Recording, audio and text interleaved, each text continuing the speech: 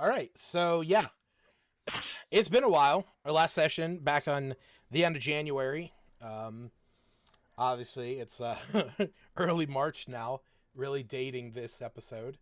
Um, but you guys put an end to the you guys put an end to the water elementals as well as the lesser water weirds that were attacking the town.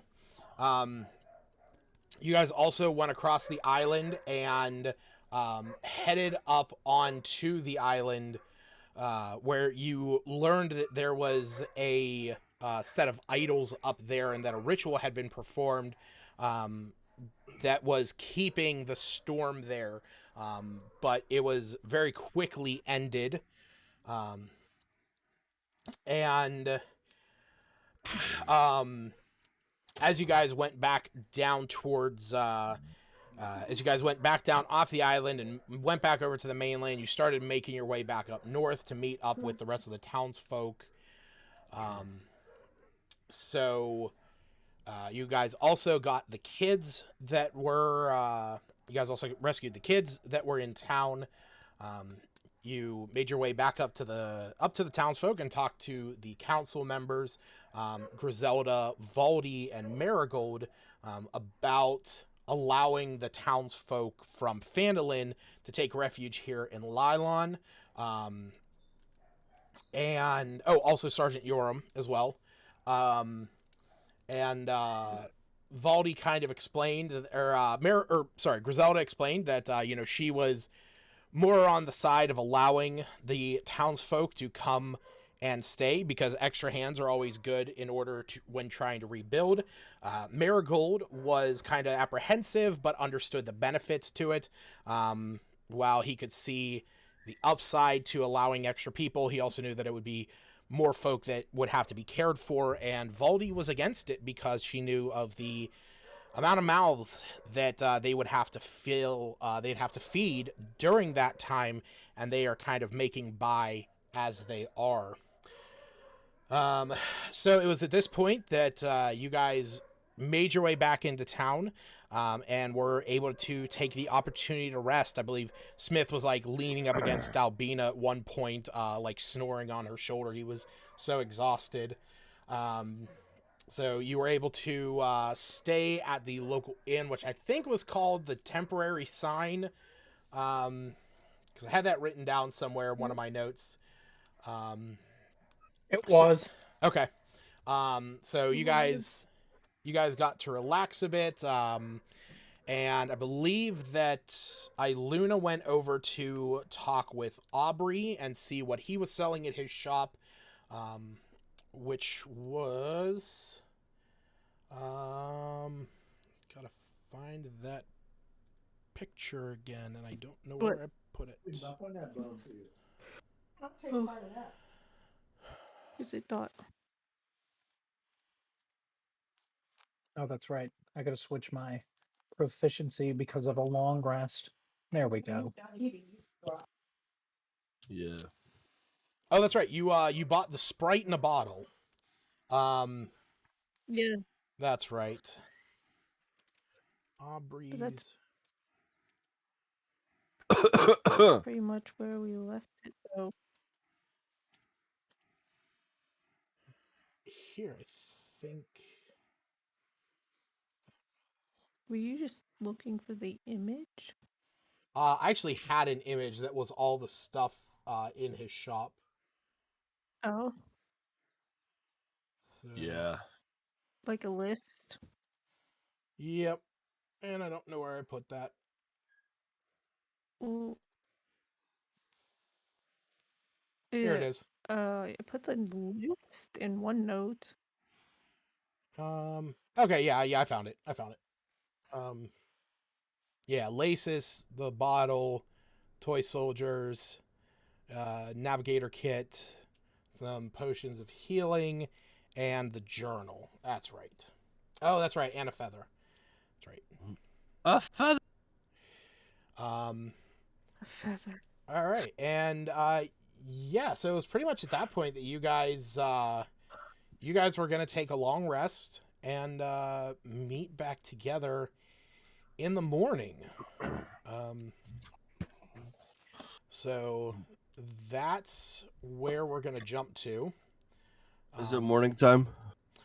Well, I was going to Oh. say, if there was anything anybody wanted to handle before going to sleep the day prior, let me know now. Or forever hold your Can I peace? get some Probably just more tell the other healing two kits? smug. Sorry, go ahead. What'd you say, Stacey? Can I get some healing kits? Or another pack of 10?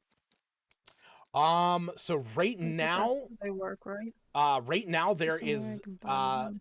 right now there is not a shop that is open that you would be able to purchase those at. Yeah, I thought this place was like abandoned. For the What? I mean, there's not a shop right now that you could buy healers kits from. There's not one that's open. Because it's Like, morning, or because there's not one at all? I was specifically asking the day before. Oh, okay. so before we So they sleep, just don't. No, Yes. Abina's gonna chill. She's cool. Okay. it I is know what I want to nighttime. do right before before that.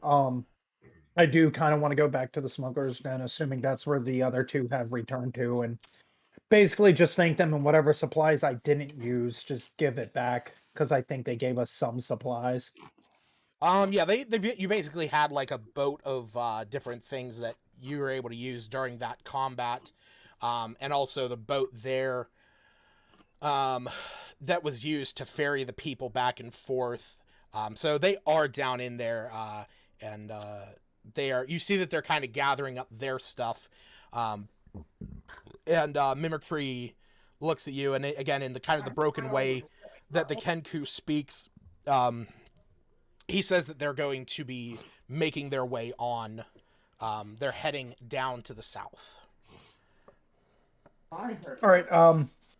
I'll basically wish them good luck and tell them if we get the town back up and running, it's free game as always. And Mimicry gives you a smile, as well as oh god, what was his name? Uric Twisted Mind. Yes. He reaches out and gives you, he goes to shake your hand and he says, "That's right, all for the taking and all for us. Take what you can and give nothing back. That's right." And you see that as he's saying that, he's picking up a clump of dirt on the ground and loading it into his bag. And Mimicry just kind of rolls his eyes as they're starting to push the bedraggled ship, or the bedraggled rowboat, out of here and making their way out. That's all I wanted to do. So, Yeah. Iluna would, I mean, this is directly after her shopping. She would Yes. try and find, Albina. Wow, I forgot everyone's names. Last time we played with different people. And tell her about the stuff she found in the shop. If she was her, and well, just mostly her, because I don't think Seth just wants to do any shopping. The rest of the party, but if they're not around or easily found. All right. Mostly Oh, I know Albina. one important thing. Abina's gonna grab some dust, a few pinches of dust, and throw it in with her Mimcat, just to have for safekeeping. Some dust. I'm gonna have my Some Mimcat safe roll around, and get crap. dusty, and just like be like, okay, keep that with you, Raffy. Okay. Okay. You'll see later. You'll know. Yeah, I'm I'm curious sure myself. it's tied to something we All that right, or she's gonna so be. yeah, Albina, you are now aware that Aubrey's Peculiarity Shop has a number of items, such as some shoelaces, And some clockwork soldiers, a navigator's kit, a superior healing potion, a journal, and a feather. yes, and show her little sprite she got. Yes, and Iluna pulls out a dead sprite preserved in a clear glass bottle. It I just just You wipe my seems finger monster. on it and see if there. there's any dust. Be like, can I get some of that? Thanks. I mean, there Okay. appears to be some like sparkles on its wings. It's about the most you can see. Yeah, It's like I said, it's kind of The bottle? no, I mean like it's like in a preserved liquid. Kind of thing if you go to like a roadside stand in a like tourist like coastal town, you can get those really creepy formaldehyde sharks in a jar. It's kind of the same idea. It's a little Sprite in a bottle. No, the Sprite isn't, Sparkly. but the bottle itself. I'd throw perception, see if there's any dust on it. Uh Probers. sure, it's you don't have to roll for it. I mean it's we'll say there's maybe like a slight amount of dust on the cork on top. You just see Albina kind of like wiping it onto her hands, just like taking it. And don't mind me. Here you go. Oh, Pushes it back towards you. yeah. I don't get this. I'm so I curious. It's you what? Albina. Okay, it was a Oh, little dusty. just taking off some of that dust for you. Thanks. No worries. Oh. And I That just like cool stuff in peek, that just like shop. scrape it into my Mimcat's case there. Your cat's not an oyster. And I Luna would see you be like, here, have some Like, dust. you okay, Albina? Him cat. I can only imagine this has to So- be related to a spell, and I'm looking at one of your spells. I don't For think. future use, all right. Sure. Albina's okay. getting prepared. Yeah, scraping off whatever. I can only imagine Albina like going through the temporary sign in, like scraping dust off the counter as people are like, somebody's going. She's trying to find like, the dustiest places. You better Yeah. believe it. Inconspicuously at the same time.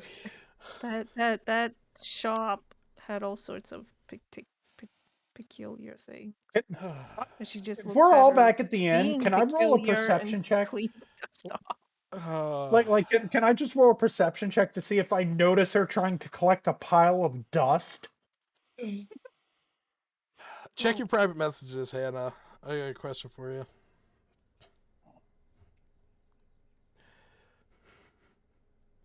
Yeah, you see Albina like going through like picking up some dust, like kind of scraping it into a bag that her mim cat is kind of rolling around in like a chinchilla would do, getting a dust bath. Oh. Okay. Yeah. So Luna would just chalk it up to some new albino thing, whatever. Albina's a clean freak now. Don't become too After all OCD this. about yeah, it. she's just It's a she's very dusty world. going around, just cleaning this place up, cleaning this town up, one speck of dust at a time. Wait a All minute. right. Where'd it go? I don't know. I don't know what you're talking about. Oh, you know what? They were right next to each other alphabetically. I put the wrong one. 1 second. You'll see what I did. I'll show you. Yeah, I'm just curious. Yeah, so you guys are able to get a good night's sleep. And Oh, I would let Albina know that I plan on speaking about particular black thing in the bag. Since she seems to be the only one around available to chat with, that's after she's collecting dust. The dragon egg. So we need to let me and you. All right, So, now check my in the spells. Sorry about that. Apparently, I clicked on the one right above it when I was alphabetizing it. Gotcha. Smart. Understand. Cool. I'm glad you noticed that, because then I'd have been screwed later on. Yeah, that's like, what I nope. thought you went, and I was gonna remind you that that's a very particular kind of dust. Okay, so yeah. Luna's informing you that she wants to have a Yep. conversation with me and you about the egg. in the morning when we can get some privacy. Yeah, sure. That'll work. Not too early though. Oh Lord, no. I don't think they're early risers even, are they? Rafa likes to sleep in, you know. You can already hear Smith snoring through the floorboards upstairs. Don't wake him. I just Um, thought it was funny all that right. Smith Oh, was the one who was like, "Let's get going," yeah. and then ended up saving the day. All right, fine, I'll take care of this. So that's why 2 wizards are spells great. later, Wizards are great. All right. So, and now he's past them. Question: Are we Answer. all staying in one room? I mean, I guess that would all depend on how you guys would want to do it. Oftentimes, you can get. I will say in this place, you can get either singles, doubles, or there is a community room that's kind of open to the public. It's I can't speak. Albina and Iluna could get a room together, and then we could invite me and you up. Me was gonna attempt to go to the community room. That way, I can roll some sleight of hand checks and stealth checks. No, I mean later when we talk to you yeah, in the morning. in the morning. Oh, okay. So That's yeah, fair. if that is the case, would you guys have gotten singles, doubles, or stayed in the community room? Obviously, Jared is saying me would have stayed in the community room.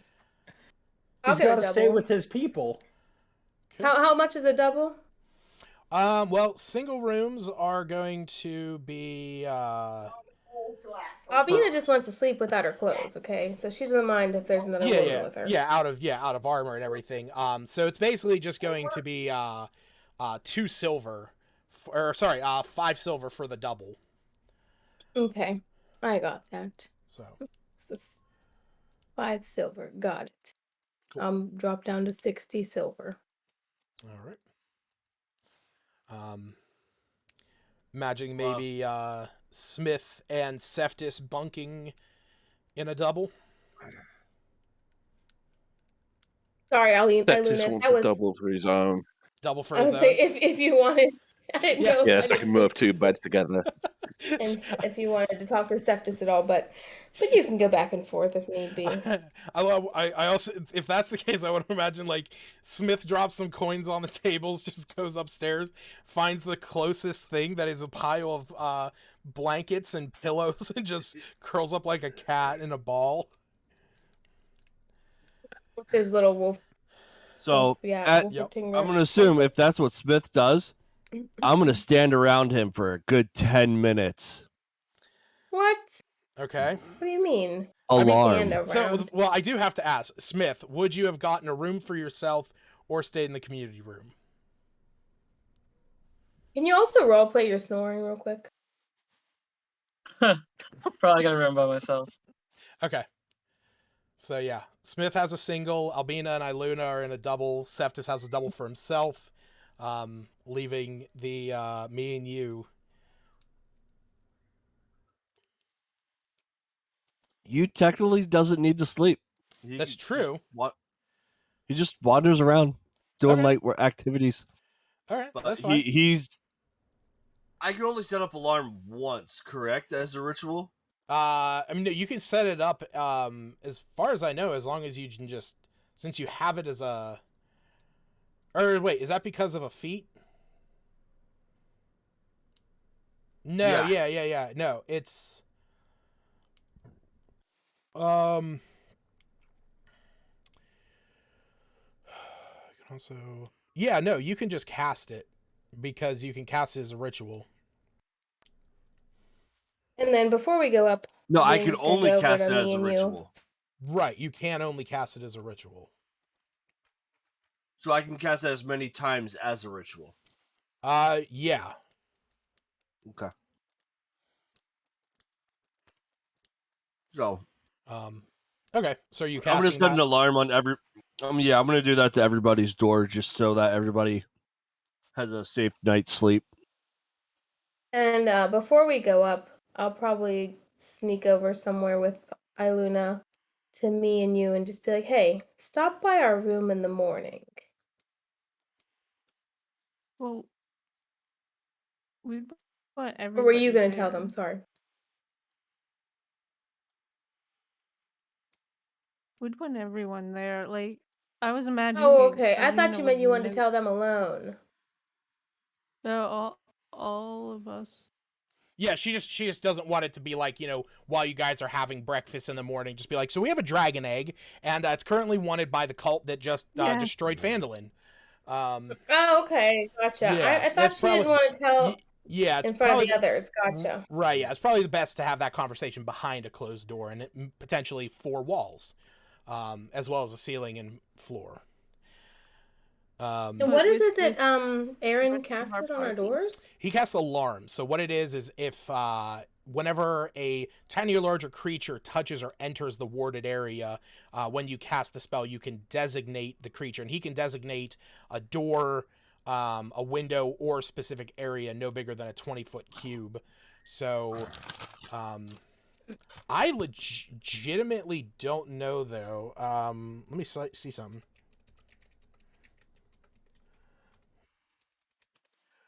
Huh.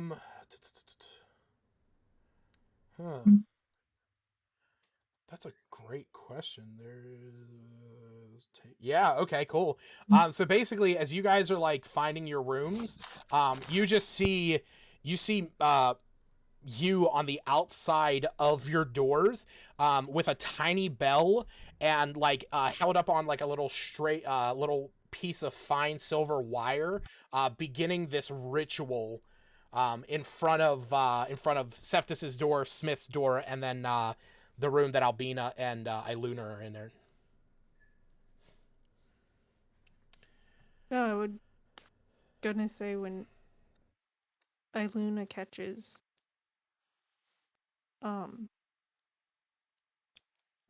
Seftis come in or whatever, she would say something similar to him as she did to Hannah. That we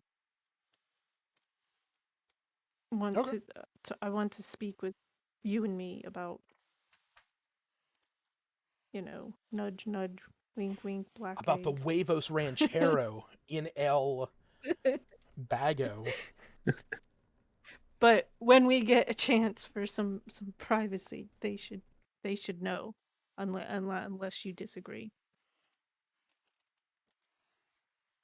Nope, Seth disagrees. It's all good. All right.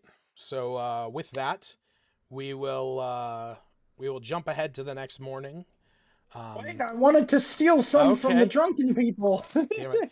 All right, buddy, Oh, go Lord. ahead and roll me a stealth check. Advantage on those. You have advantage All right, that's 15. So here's my advantage roll. That's 16. Could that be a 'cause- distraction? I mean, let me ask, I have to ask, what specifically are you doing and what are you trying I'm to take? specifically targeting the drunk people and specifically trying to get like maybe a coin or two off of them. I'm not robbing them blind. I just want a coin or two.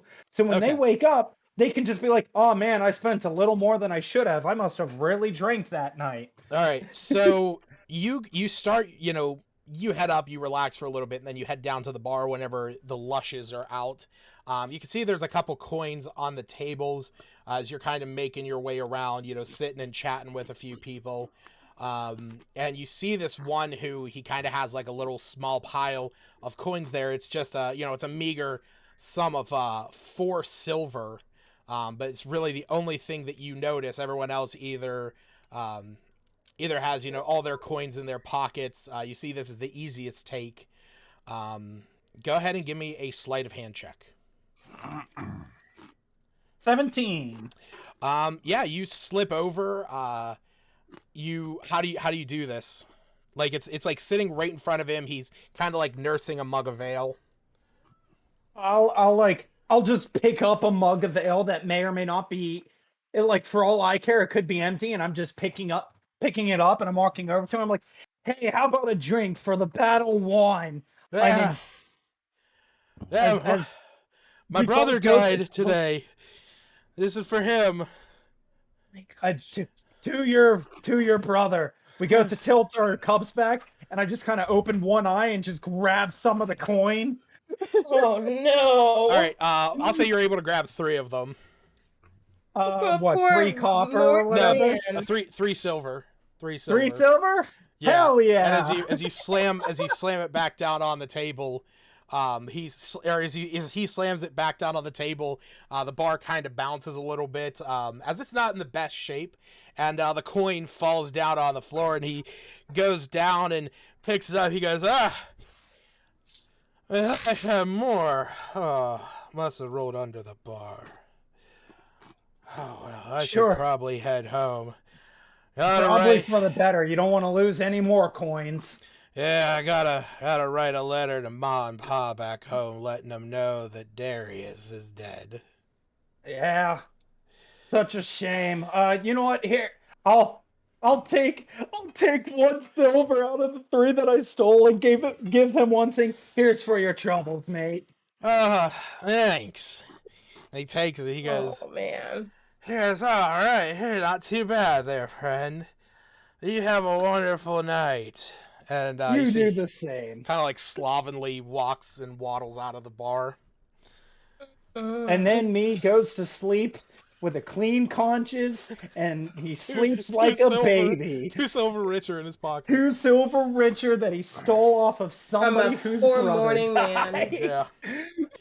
All right. So, it's the next morning. We're gonna jump to there. Yeah, we'll say, there's none of the alarms go off, but you are able to detect when your comrades are waking up. All right. I'm going to cast another ritual. Okay. Water their breathing with me and you. Gotcha. Okay.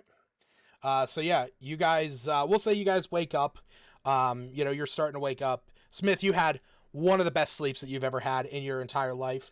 Of your many years on this world, this was probably the most restful night after such a long day, the day before. As you all make your way out of your rooms, you see you standing there next to me, who's kind of like sleeping there in this community space. You has a piece of reed, or like a piece of seaweed, and he's kind of like draping it back and forth across me's lips as he's sleeping, and then is doing a similar thing to himself, and then takes a quick breath as you cast water breathing on both of you. And As so me wakes up, he kind of like pecks his lips a bit, and he just goes, "Why do I taste the ocean?" yeah, I imagine this is something that you probably would have gotten used to, and if you don't wake up with like a salty, wet feeling on your lips, I mean, that's weird. It might be a little weird. He just kind of wakes up and like purses his lips, and he just goes, "I see what you did. Also, I still hate the taste of it." Aaron, roll 2d8 for me. 2d8 plus 4. Yes, please. I rolled a 4. Okay, so you got 8 slots back on your staff. And Smith, go ahead and roll me 1d6 plus 4. Also, I'd like to talk to Smith in the morning. Okay. I'm busy. All right, so Smith, you have all your slots back on your staff of fire. All right. So yeah, we'll say. You'll have definitely some time to talk. So we'll say you guys all wake up, and you've all gathered out in this community space. You obviously still have your own rooms. Imagine heading over to one of your rooms to have this discussion. So we will go ahead and Me's going to attempt to buy breakfast with the 2 silver that he took. That way he can get the seaweed taste out of his mouth. Yeah. You guys can order breakfast and take it up to the room while you have this talk. Just imagine as he's purchasing it, he just kind of stretches. He goes, "Nothing like a free breakfast." Bartender, the bartender kind of looks at you guys.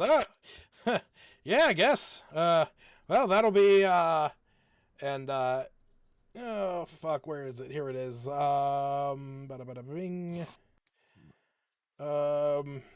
Yeah, we'll say that it's 1 silver for the meal. The answer to silver. Over he goes. Free breakfast, and I get to keep one. Perfect day. All right. So okay. So we'll put you guys in one of the rooms that you were in. And yeah, you guys. So we'll say, yeah, like I said, we'll put you guys in the one of the rooms that you were in. You shut the door. You guys are welcome to talk however you see fit, or unless you want to take any other precautions in the room before making this discussion. I'm gonna put up alarm on the door. Okay. Yeah. Cool. Yeah. So for about 11 minutes, you is like standing there, like ring-a-ling-a-ling. Ring-a-ling. Is that really necessary? Ring-a-ling-a-ling. What'd you say, Smith? Is that really necessary? Yes. Smith's like sitting there trying to nurse a hangover almost. Just you standing there Listen, ringing this bell. being two people from our background, it's never too safe. Does Albina see the food? Yeah. Did they bring that food up to the room? Me has his own food. If you would like to go and if you would like to pay the 1 silver for food. You can ask if he'll share. He might. Yeah, I was You actually never gonna go over know. to him. Like, hey, where'd you get that? Free breakfast. It was like a silver from downstairs, and well, it was free for me with reasons. Free? Oh, It can I have a originally bite? cost 1 silver. Sure, What is by it all you means. have? It wasn't my money that paid for it. Oh, that's nice. Complimentary breakfast. I go and grab a bite, not asking any more questions. Smart choice. I was With a waiting for somebody. conscience-free That's right. Yep. breakfast. He's literally talking like he's done nothing wrong. This is he got this breakfast for free. Just don't ask She's just how. gonna like Totally. nudge him with her elbow. You're all right, thanks. And she eats a few pieces of whatever it is he asked. I was talking to a guy last night that told me that I'm pretty all right. Good to see that people are starting to realize that I'm a decent person. Albina's just like, I may have misjudged you. Sorry about that. All right. Don't know who's starting this conversation. Well, it's 10 minutes of what? Waiting. Yeah, 11 minutes While he finishes. waiting for you to cast his ritual. There So some I'll just be general sitting there chit talking chat. to. Is it me I'm talking to? I yeah. think Oh wait, he I has a think rich. Oh, I Iluna would can't. try to You know what? make it It's known been to a while. Smith what she wants to talk about without, because Smith was stone cold out, so he's the only one who kind of Well, doesn't me and Alvina are know why talking everyone's in. in I'm his sorry. I room. just take out my mim cat and show him. Yeah, I thought he's pretty why friendly. everyone's like showed Even up. if he has sharp teeth, he can change. And I'm like Well, just showing him all the morphs Rafa turns let's get this into. out of the way. It's been a while. While Alvina and me are talking, So he goes, "Yeah, perks of being a pirate. You get a free breakfast." And the rat comes out with a cherry pie. Oh God. The oh pirate. My mim no, cat sees it, and I have to grab him. Oh, Rafa, Yeah, no, Rafa starts that's like not real. yeah, Rafa goes over and like tries to swipe at it. You see it's just claws go right through it. And I just say, oh, no harm. I let him go. This He just look runs around of after this mouse. this look of annoyed disappointment in Rafa's eyes, as you know, it's fairly proud of its its demeanor and its ability to You get after got there that thing. quick. Raises its head, feeling like it got tricked. I just pet him, and you would have got him if he was real. Come oh here. no. And I just brush him for the next 5 minutes. All right. No, so I guess Iluna would try to gather everyone's attention and thank you, yes, thanks for protecting our rooms last night, and now as she recognizes the little bell again.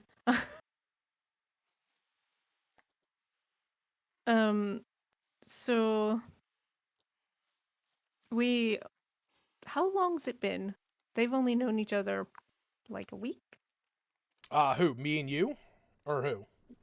Yeah. Us and Me, them. you joined up about I think You it's been a a guys, week. I week think it's you, been ago. you less than guys, a you week. guys literally met them 3 days ago. Yeah. 3? You I met them. thought we had more travel time. Nope. Session 44. The party meets the new group members and starts to form a new plan and heads out. That was session 44, which took place on the 4th. This is the morning of the 6th. You've literally known them for 2.5 days. I thought Because it was like a day, you guys so went through. yeah. The I thought thing the is, travel time from you guys cut through the forest. Phandalin You guys cut through the forest was to cut longer. down that travel time. That's the Okay. thing. You guys made it through the forest to cut down that travel time. That's why me's trying to like speed run this trust thing because now he has Albina on his side. He's already got bits and Trust. pieces with the nature stuff, so it's like, yeah, let's get Yeah, the whole group he's to trust helped. me when He I found rob them He's Albina's helped blind. weakness, save her stomach. So one she's like trusting him because he gave her yeah, free so food. we may not have been traveling for a while, but a lot has occurred and lives have been saved. It seems important that we share why us four have been traveling. Our main goal is tied to cults and dragon cults specifically. We have also gathered and she'll just pull out the All egg. right. So This yeah, along the way. from Um, uh from her from we've her been in. bag, she pulls out an egg that has a black scaly appearance that kind of glints off the sunlight coming in the window. Breakfast? But she'll probably drop it straight back in. Like you saw what you saw. It looks Me's first thought as he exactly the sits way there you and he look like. ponders a moment, he goes, "Why did I spend money on this breakfast with stolen goods if I could have just made myself an omelet this whole time?" It it oh, he's just thinking that. But maybe like we've had it for we tried How to long has it destroy it, been? didn't we? At some point. We tried to do something towards it. Who's taking a hot bath over there, Jared? Oh, what? Oh, Sounds good. the background, that was my sister. Yeah. I've been trying to like mute We myself on and off until I finally get my room situated so then I can just be down there. Mm.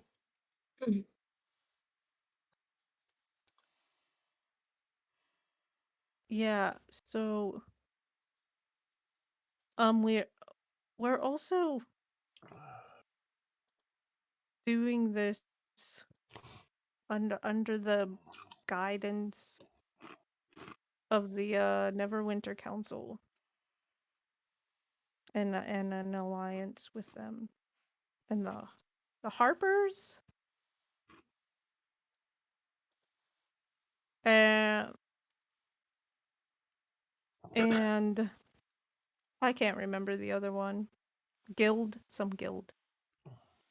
Oh, the three that you're aligned with. The Emerald, or no, Yeah, sorry, it's the Order of the Gauntlet. It's the Harpers, the Order of the the Order Gauntlet, of and the the Lord's Gauntlet. Alliance. And they are trusting us with this mission, and I mean it's I don't basically I don't think you going have after explained what the mission is though. that. What I'm getting at. We're going after dragon cultists and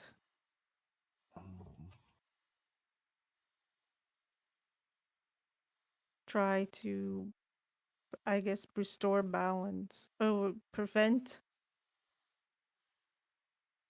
prevent the dragon cultists from calling forth something really awful. That I'm not even sure they're fully aware exactly what they're calling forth. The thing is the Council of Neverwinter is almost they did say that it is almost assuredly that they're trying to summon their goddess, Tiamat. Right. M- So Me we're will. trying to prevent no,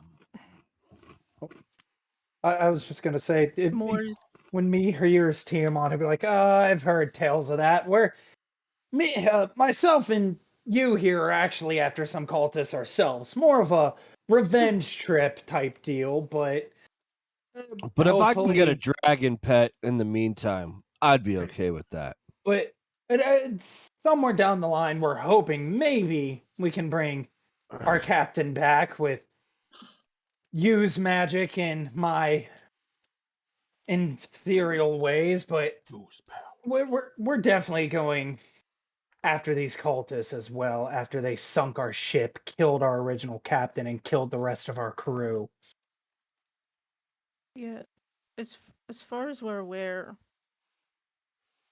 like we knew about the dragon attacking Phandalin, and that took us up to Neverwinter, and we were invited to the council, and things are much worse than they, and would just seem like they're gonna just get worse. So, but we also have this, Have which, you tried hatching it yet? for better or worse, we have not tried.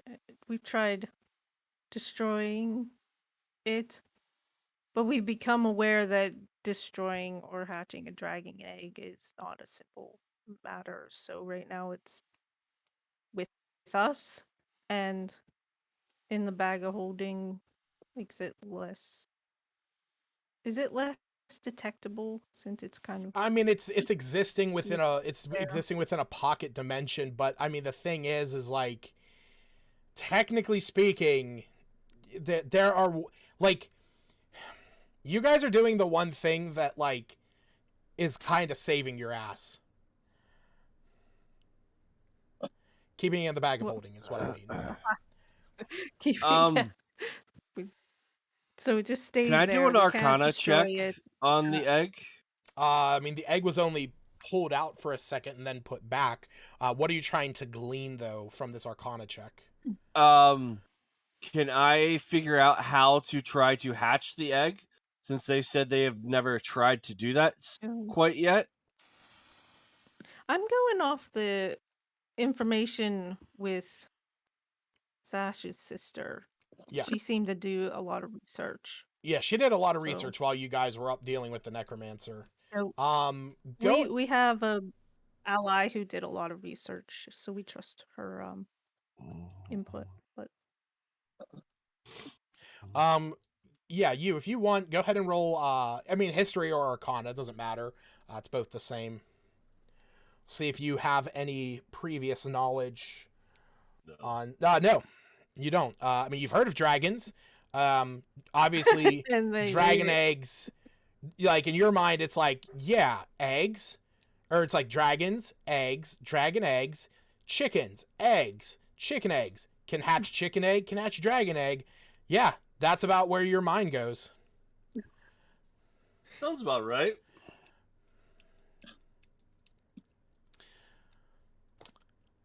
We Do you have mention an anything ally about who wanting to hatch it?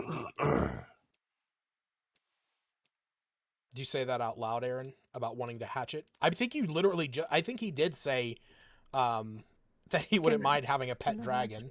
Yeah. Oh, he Yeah. absolutely said saying about having a pet dragon out loud.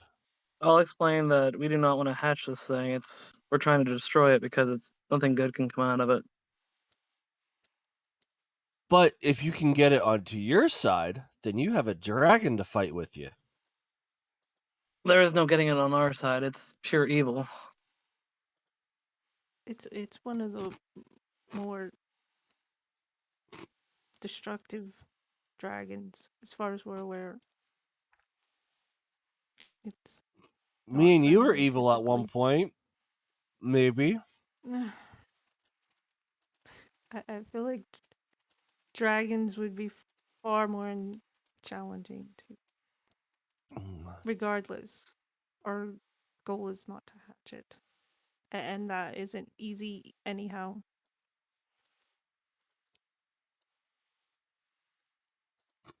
Well, do you know how to destroy the dragon?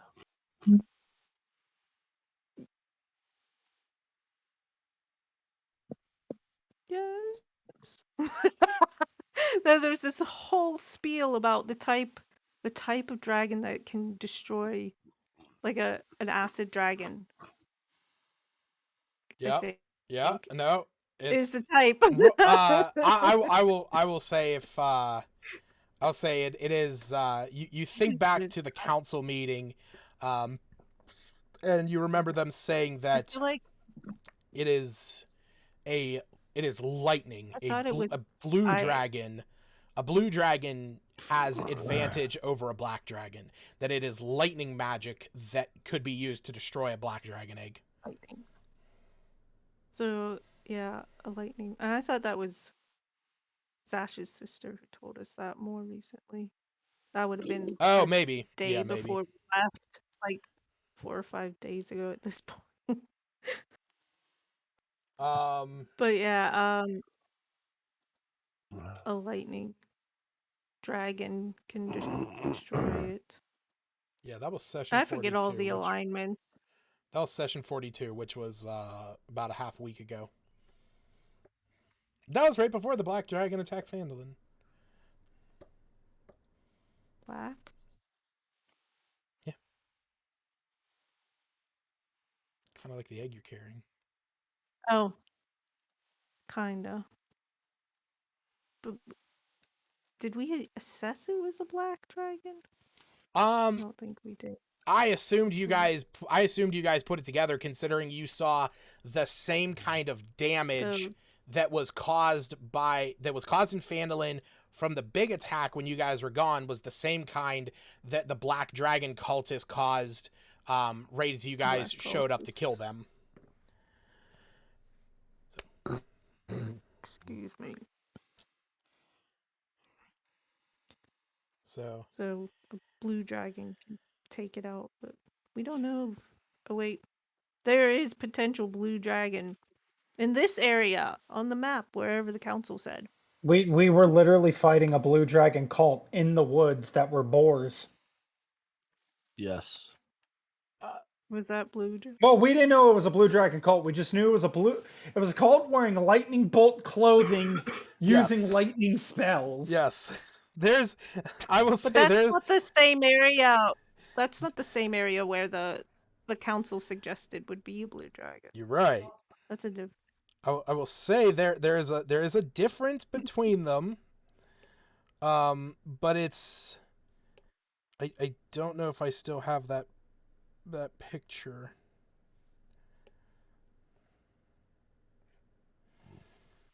Oh, I don't know if I do. Is Stacy's camera acting up weird for everybody else? Nope. Doesn't look. I don't know because I'm not 100% looking. I'm currently scrolling through 50 million different voice clips right now that I think I'm going to steal. Voice clips. Yeah, it's like not focusing. It's like in and out. If that's what you mean. Oh. Yeah. Here it is. I think this. Yeah. Here we go. Found it. This is the one that she's referring to. The one that has. For some reason, I don't have this in here anymore, but I'll put it in the Discord chat. Yeah, there. Where that blue circle is, there has been mysterious thunder magic and lightning magic encountered out that way.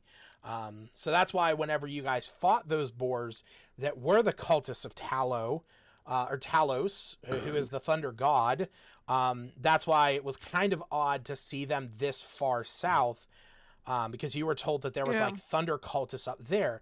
Might lay credence to it could possibly be two separate groups. Speaking of course. So yes, way over here in the woods, not where we're at, is where they last know anything about potential blue dragon. Interesting. Yeah, Yep, I and suppose I on- would share that entire full Yeah, map. and then on that like- circle, you can also see there is a big Oh. red circle up to the north, north of Neverwinter, a white circle near the foothills and mountains of the Sword Mountains, a green circle on the edge of the Crypt Garden Forest, and a big black circle down by where you guys are, literally encompassing Lylon and the Mire of Dead Men. I don't want to admire dead men. I do. That's weird. That's just called fan of history, I think. Anyhow, I'm a big fan of Lin-Manuel Miranda.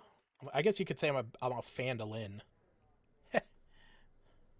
Shut up, Lucas. That was good. I had to unmute to laugh. Sorry. I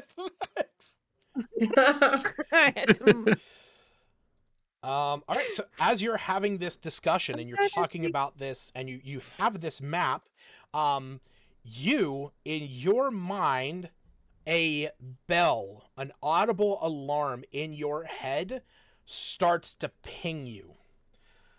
Somebody is coming. And that's when you guys hear a knocking on your door. You totally put away this map. Stop talking. I was gonna say she'd ask if there's Sorry, anything else that needs. I missed that last part because my headset just decided to hack up on me and disconnect for a moment. You heard a ping in his head, and then there was a knock on the door behind you guys, the door leading into the room. Be there in a moment. You hear a voice on the other side, a familiar voice of Griselda Copperrot. She goes, take your time. Whoever's closest to the door. Get the door. Someone get the door. Me will open the door. Okay. You walk over, you open the door. Standing there is Griselda Copperrot. For those of you, I know it's been a while. There's a picture of her. Oh, dwarf lady. Yeah. She walks in and she sees everyone and she says, sorry, I asked down there for the group and they said that you were upstairs and I wasn't sure where everyone was. There's barely anyone here. Well, on to the matter at hand. I talked to Valdi and Marigold last night. I got them both to agree to a meeting today, so that we can discuss the matter of the Phandalinians. But there is a fair amount of business that we must handle today after the events of yesterday.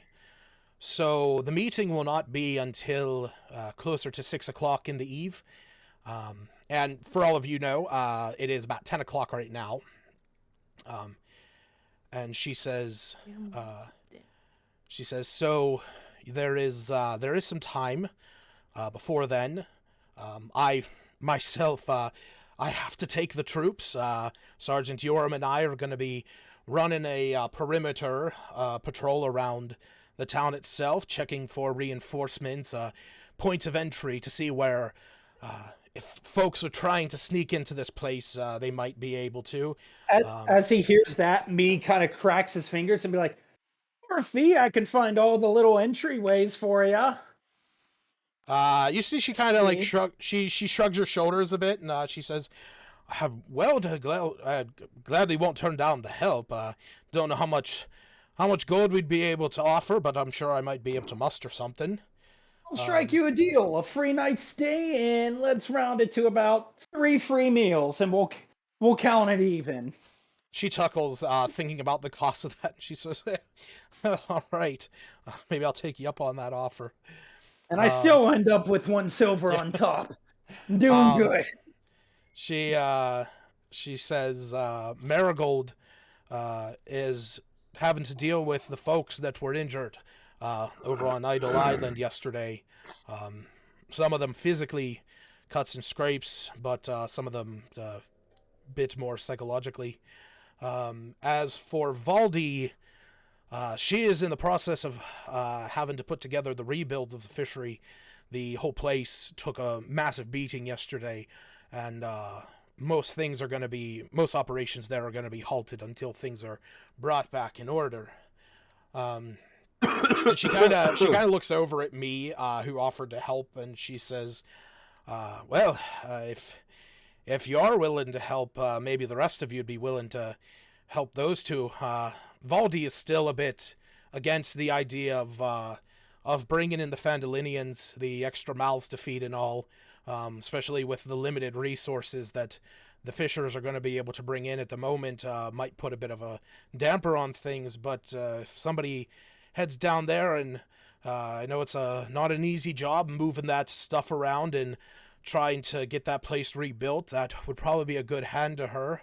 Marigold as well, if you're willing to help him out with some of the folks that were part of that calamity yesterday, I'm sure that might sway his opinion of you in favor tonight at the meeting."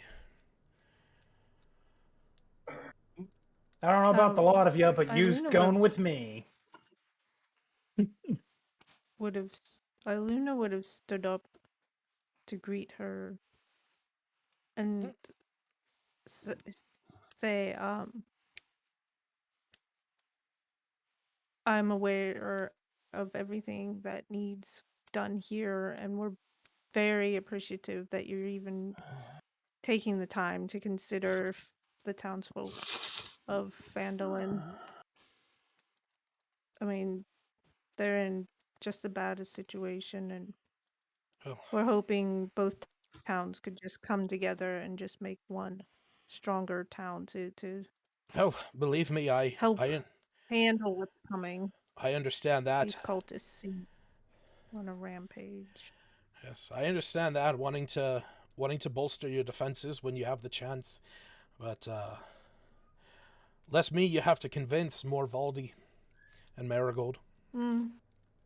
Look at it this way. If we help them out, we can go ahead and say that there's more people up in Phandalin that'll come down and help out. I welcome an opportunity to help while we're here where we can. Can't get anywhere with half a crew on a ship.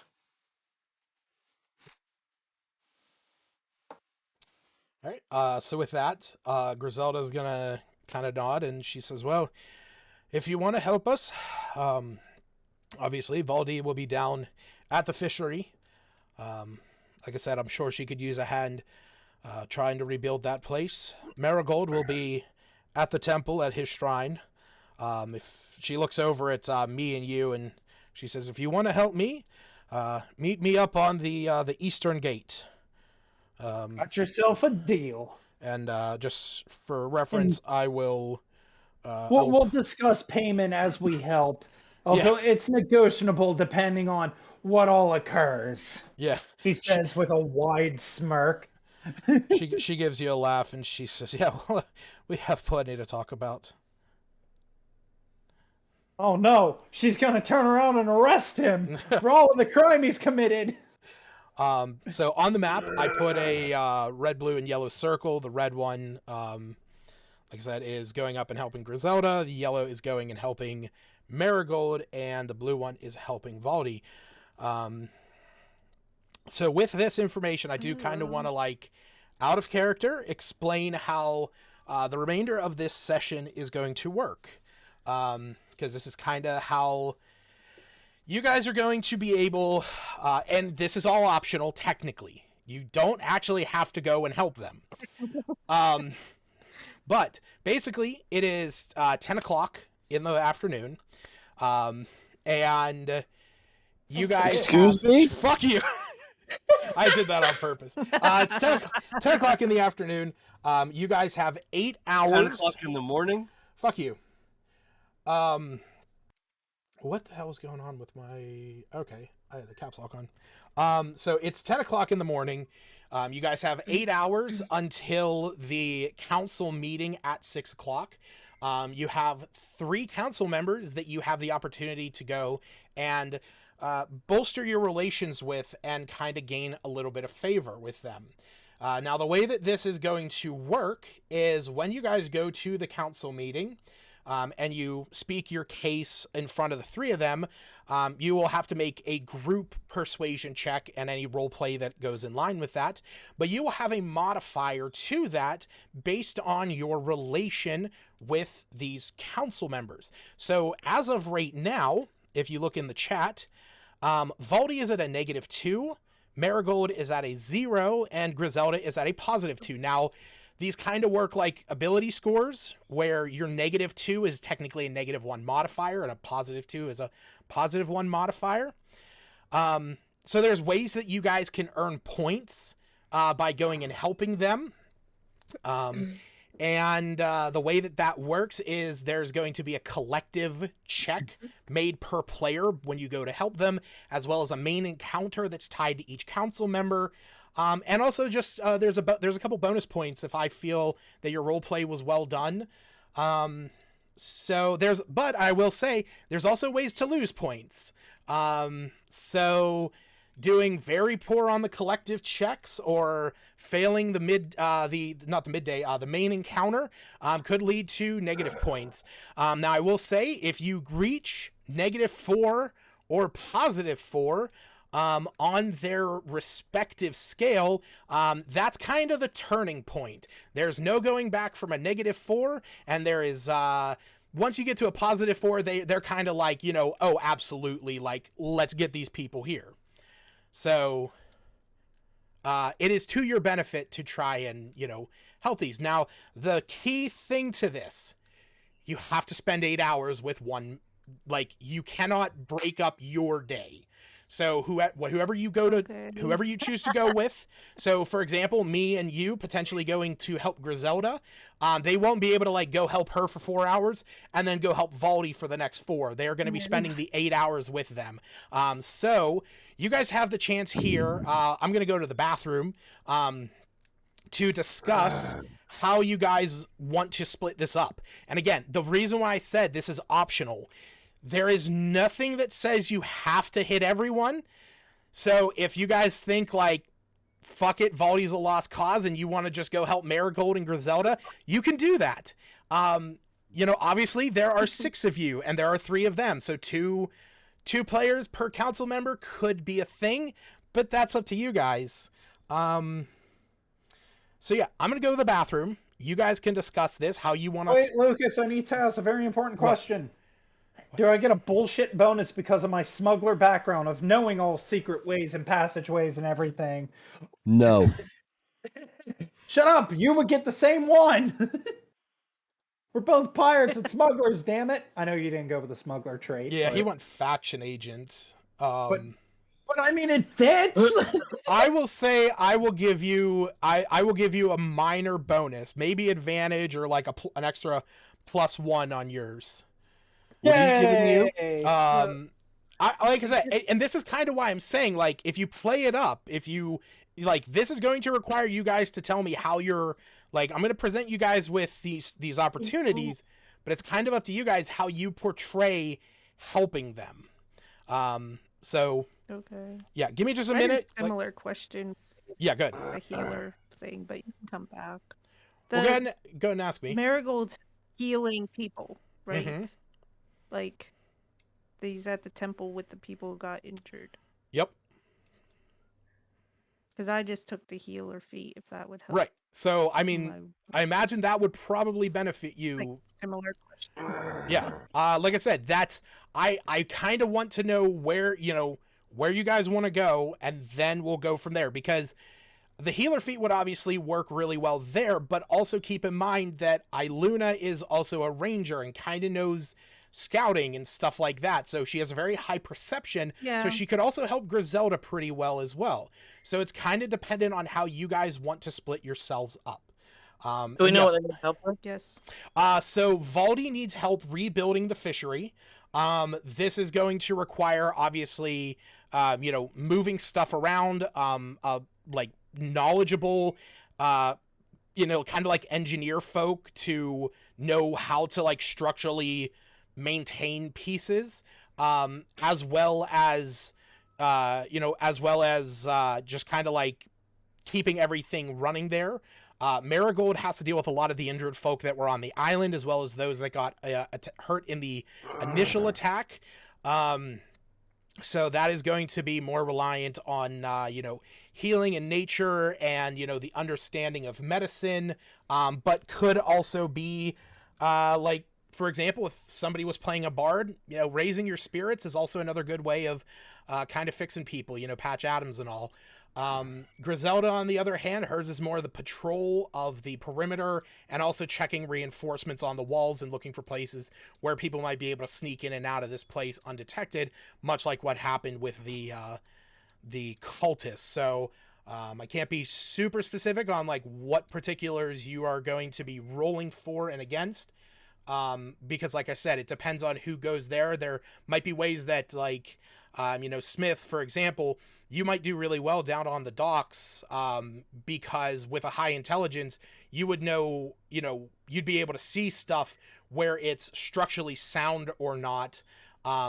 Just because you are a very, because Smith's a very intelligent person, but also being able to, like keep stuff dry and, not make it, everything that got ruined the day before that has, is kind of waterlogged, might be able to dry that stuff out. Might also be, a benefit to Cephas.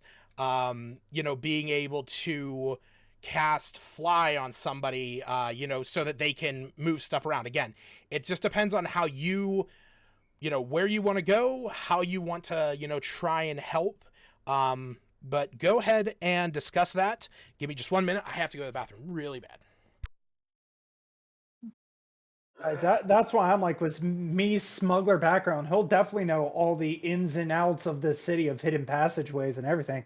I mean, hell, I know the Yeah. smuggler's den had just been evacuated, so I can probably give her a heads up and be like, hey, there's a place that people may hide in. That is important. Griselda, though, is already at the highest thing. Whereas, I mean, do we want, like, I mean, I'm Valdi's still the lowest, so, yeah, it's Valdi just at the like what What is fishery. Lucas Valdi said. doing? She's fixing the fishery and so forth. But yeah, So it's just she's like the what head of Lucas the, went like, ahead and said. And it's like we can all attempt to do this or whatever, because if we don't do one and we do other ones, what if the other ones are like, well, this is what happened and look what this got us and so forth. I mean, we can split up into parties of two and do all three. yeah, I think that's what we're supposed to be deciding. So my Or we can initial do thought nothing for as well. Iluna, I played Um, Fallout. I know my what initial happens when another settlement needs your help. my initial thought with Iluna was to go with Marigold, like hopefully trust that Griselda stays at her too, and help with Marigold and the healing aspect and I taking mean, care of the injured. me already promised that he would go Because help. Mostly because the way yeah, he views this is if if there is any dead bodies, that's free loot. mm, Because okay, he can't exactly and rob anybody in a fishery and can't exactly rob anybody in a church. He oh has my. standards. Oh, I was thinking like the more people that get healed or can help in the town, the fewer people that die from their injuries, because they still want, in the end, town numbers, right? Citizens. It's all very clever. It seems fun no matter how we play this out. I mean, like I said, I already agreed to go help with the gate and see Mm. structural weaknesses. So Me's made his mind up because he also views this as the military always has more gold so he can get a better payment. He's in it for the money. He needs the gold to get his ship back and then his crew. So, anyone else? Cephas? I was leaning towards Griselda for the patrolling and stuff because he's got like sentry mode and all that stuff. But I could also be muscle in a fishery, so I don't know. Mm. Hand him back. They're trying to figure it out, but Me's made his mind up. He's going on the patrol. Okay. So I will move Me's token up there. Do we have time to do all three, or I'll probably or go just with stay in me town too, I longer? think. Sorry, real fast. What'd you say, Smith? Do we have time to do all three, or like even if we don't split up? So the thing is Oh. you basically have to spend 8 hours with whoever you choose. Yeah. So you're gonna go if you're gonna go with Valdi, you're gonna be there for the day. You're gonna go through that stuff. So you can't like, split up 4 hours with one, 4 hours with another. I mean, you could, you just wouldn't have any benefit for either. Yeah, you're gonna be, if you do split up your time, there would be, they're literally like 1 point to anyone that you, if you split up your time amongst them, there'd be like 1 point that you could gain for anything. So, but there would be a lot more points that you could lose. Yeah. So, Cephas, you said you were going to go with me? Yeah, I mean, unless anyone thinks I should stick around at the fishery for anything, but I think it'd probably be better It being would on this be patrol muscle, type so stuff. it's like either doing patrol, try and find structural Yeah. weaknesses, or muscle and so forth. So, because I'm not bothered either way, so which you guys think I should go with? Well, I was also thinking Cephas has his flying carpet and a horse. The horse true, might be able to haul things or carry things. Flying carpet might be able to fly, repair stuff around. I don't know, lumber So or whatever. I think what they're Stacy using. is getting at is Cephas going to the fishery. Mm-hmm. If I'm Yeah, understanding if that makes correct. sense, I can do that. truth be told, But the reason why I want you to go with me is because I want there to be a dialogue exchange because me wants to discuss some things with him without the group around. So then I take it both me and you are going with Griselda? You coming, you? If that's what the captain wants, I guess so. Okay. Sorry, I'm all stuffed and Yeah, no, I get you. I I know get you're you. good. Yeah, you're not feeling well. no. Plus, that way but too, you does have message. So worst case scenario, if shit hits the fan, if it truly, truly hits the fan, Mm-hmm. we can alert other people. So Stacy, you Message. sorry, what'd you say, Aaron? I was gonna say message is only 120 feet though. Oh, It's true. true. Do you have sending? No. Sending is slightly more powerful. So as long as you're on the same plane as them. But regardless, the captain took his crew. Yep. So I imagine Iluna is heading over to help Marigold then. yeah, especially if there's already a couple. It seems to her that we should split up and not all. We should make our presence known to as many as possible and be as helpful. I as agree. As possible. much as I don't like splitting up, I think that's our best option here.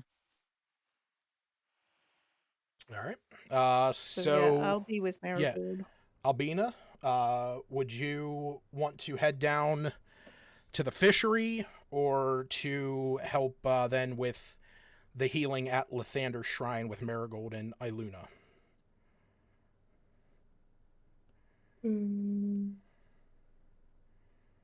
Is Iggy coming with me? If you ask him. Wait. Oh, wait. Where's Smith going? That was going to be my next. I'll go wherever is most needed, kind of. Okay, so like if Albina did go to the shrine, you would head down to the fishery with Cephas. Probably. Is Albina stronger than you? Albina is stronger than Smith. Yes. I'll go with Seftis. Go down to with Seftis to the fishery. Yeah. Okay. I'll send Iggy with Smith and Iluna. Okay. So we got the two heading down. Use your smart knowledge to help them. Give them crossword puzzles, Smith. They'll keep them busy. So we got Iggy and Albina. I know they don't like to be Seftis heading split, down. so. I'll catch you later, my little friend, she says to him in Goblin. He gives you a quick nod and looks over at Smith. Says, "All right, yeah, the wizard buddies."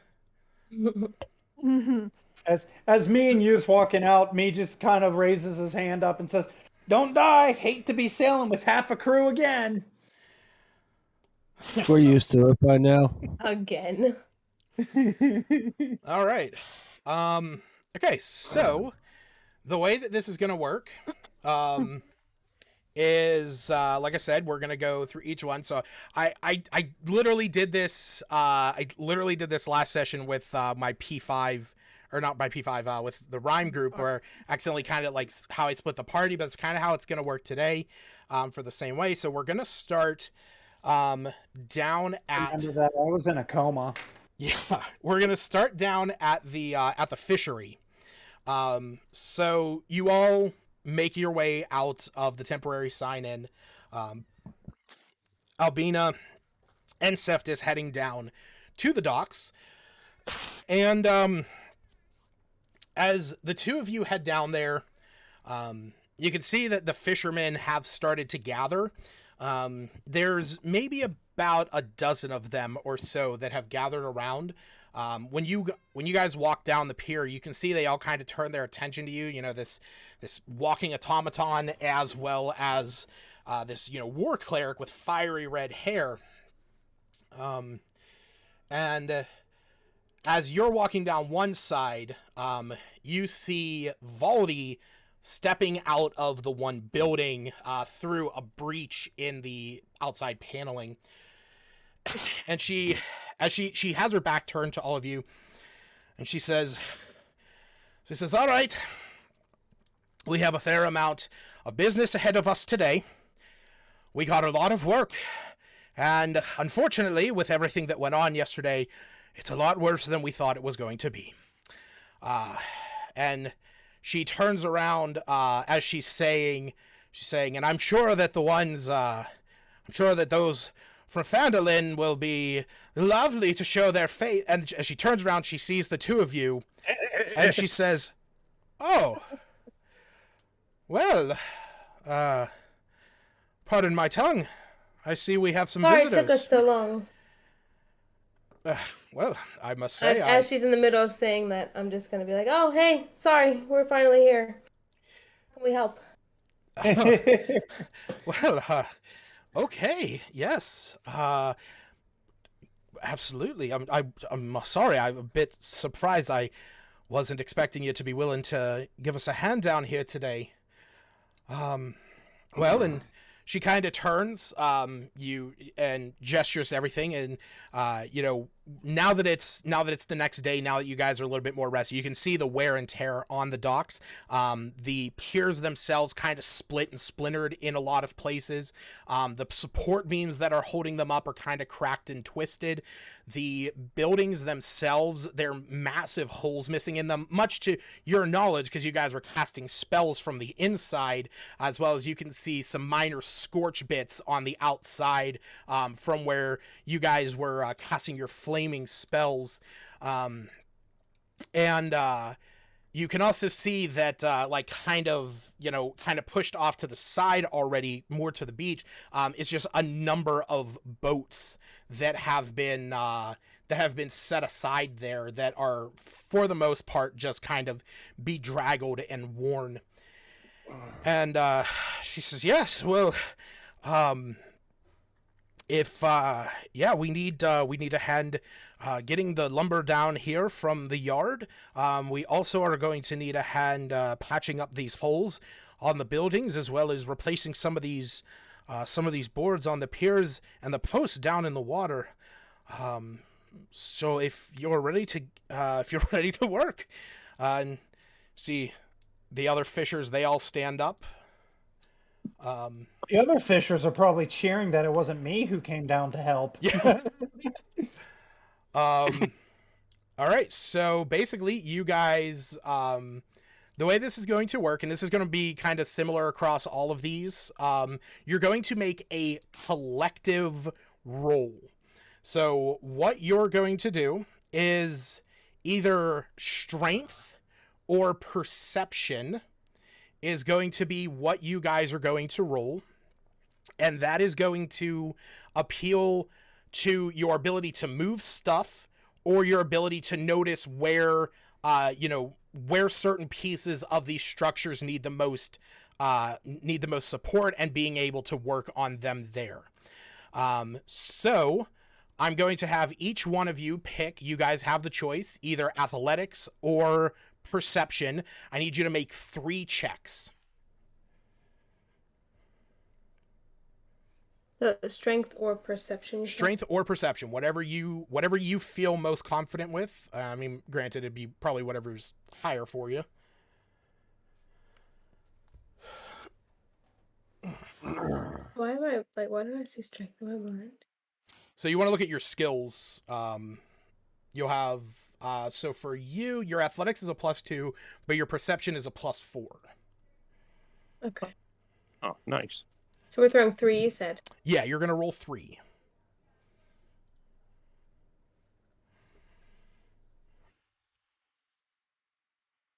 Oh wait, Okay, I this one. that wasn't last session you did this. I remember when you did that because I bullshitted my way with my nature checks For what? with Erard whenever we did it in Frost Maiden. I Oh was there yeah. for that. Collective checks. I kind of Yep. like doing them. It was So- fun. It worked. So waiting on Albina's rolls.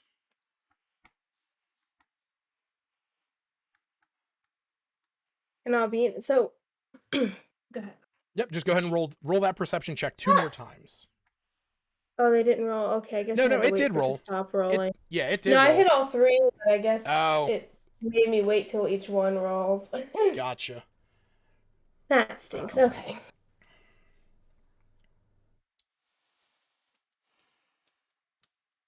Gonna say, not the split up, not the groupings that I thought. Oh yeah. I have a question. Mm-hmm. With my control water, Yes. I can't use that to like pull things. Like be like, oh, any of the pieces of the dock out there, bring them on in. Until the spell ends, which is 10 minutes, you control any freestanding water inside an area you choose that is a cube up to 100 feet on a side. You could choose any, so you cause the standing water to rise. You cause the area. It says read effect flow. I'll say there's also part water. You cause the water in the area to move apart and create a trench. Nice. Okay. And redirect flow is where you can change the direction of the water. You can also create a whirlpool. So would you attempt to use this? Because that's why I'm saying you guys have the access to your skills and abilities. Okay. Which one would you? Albina just pulls out some dust, like inconspicuously, like I got some stuff here, and she's just mumbling some words. And so I would probably want to part the water then. Yeah. Okay. Yeah, definitely. So where all the wood and lumber is. Yeah. So go ahead and roll me a we're gonna do a spell attack. We're gonna do a proficient wisdom check. So you can do any of your things that is a +7. Oh, that's a saving throw. Whoops. Wisdom saving throw. That's fine. That works. It's the same modifier. And how many times do I throw that? Just one. Okay. Ooh.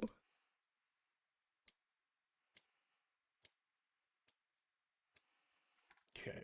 I gotta look something up real fast. I need my calculator. What's the drowning rate of commoners? Oh my.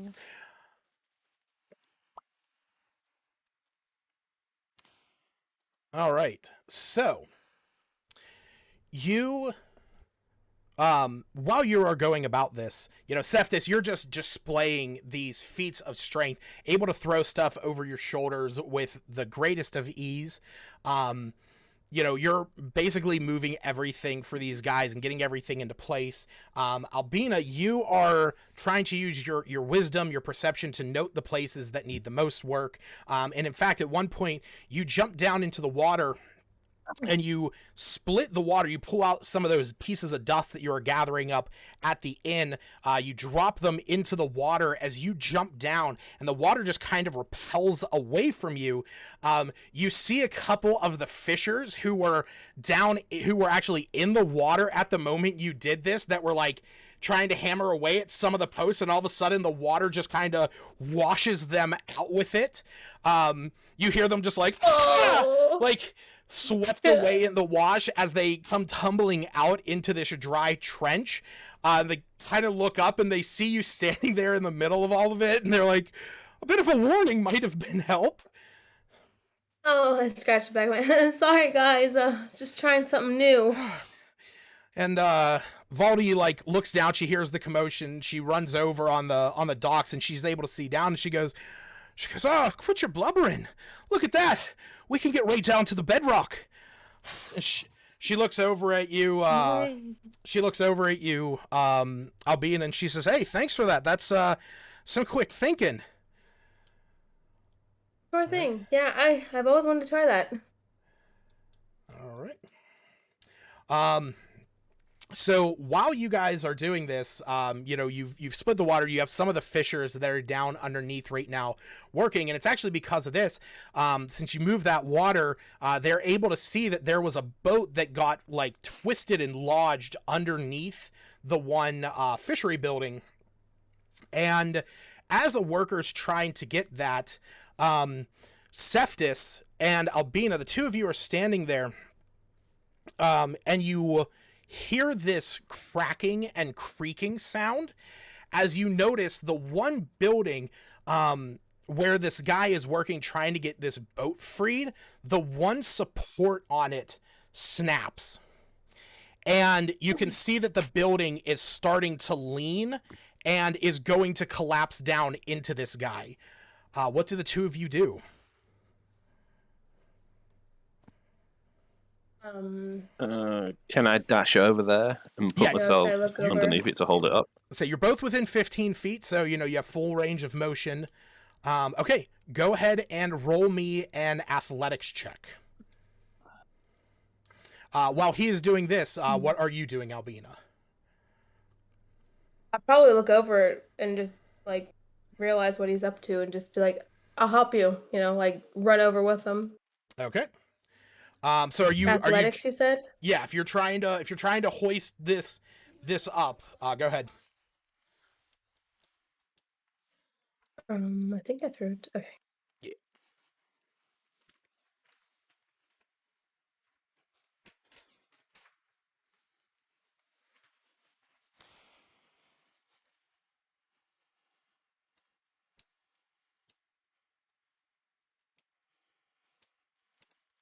Okay. So, between the two of you, you run over, and the building is starting to fall. Cephas and Albina, you guys brace the corner where this man is working.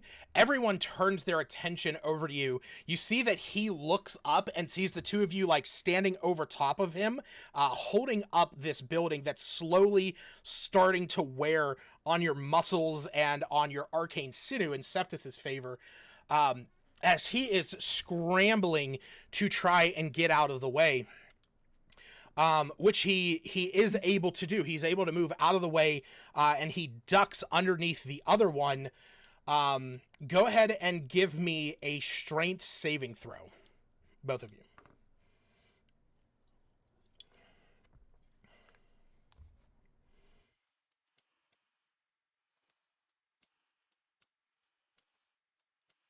Oh no, I thought it was a 1.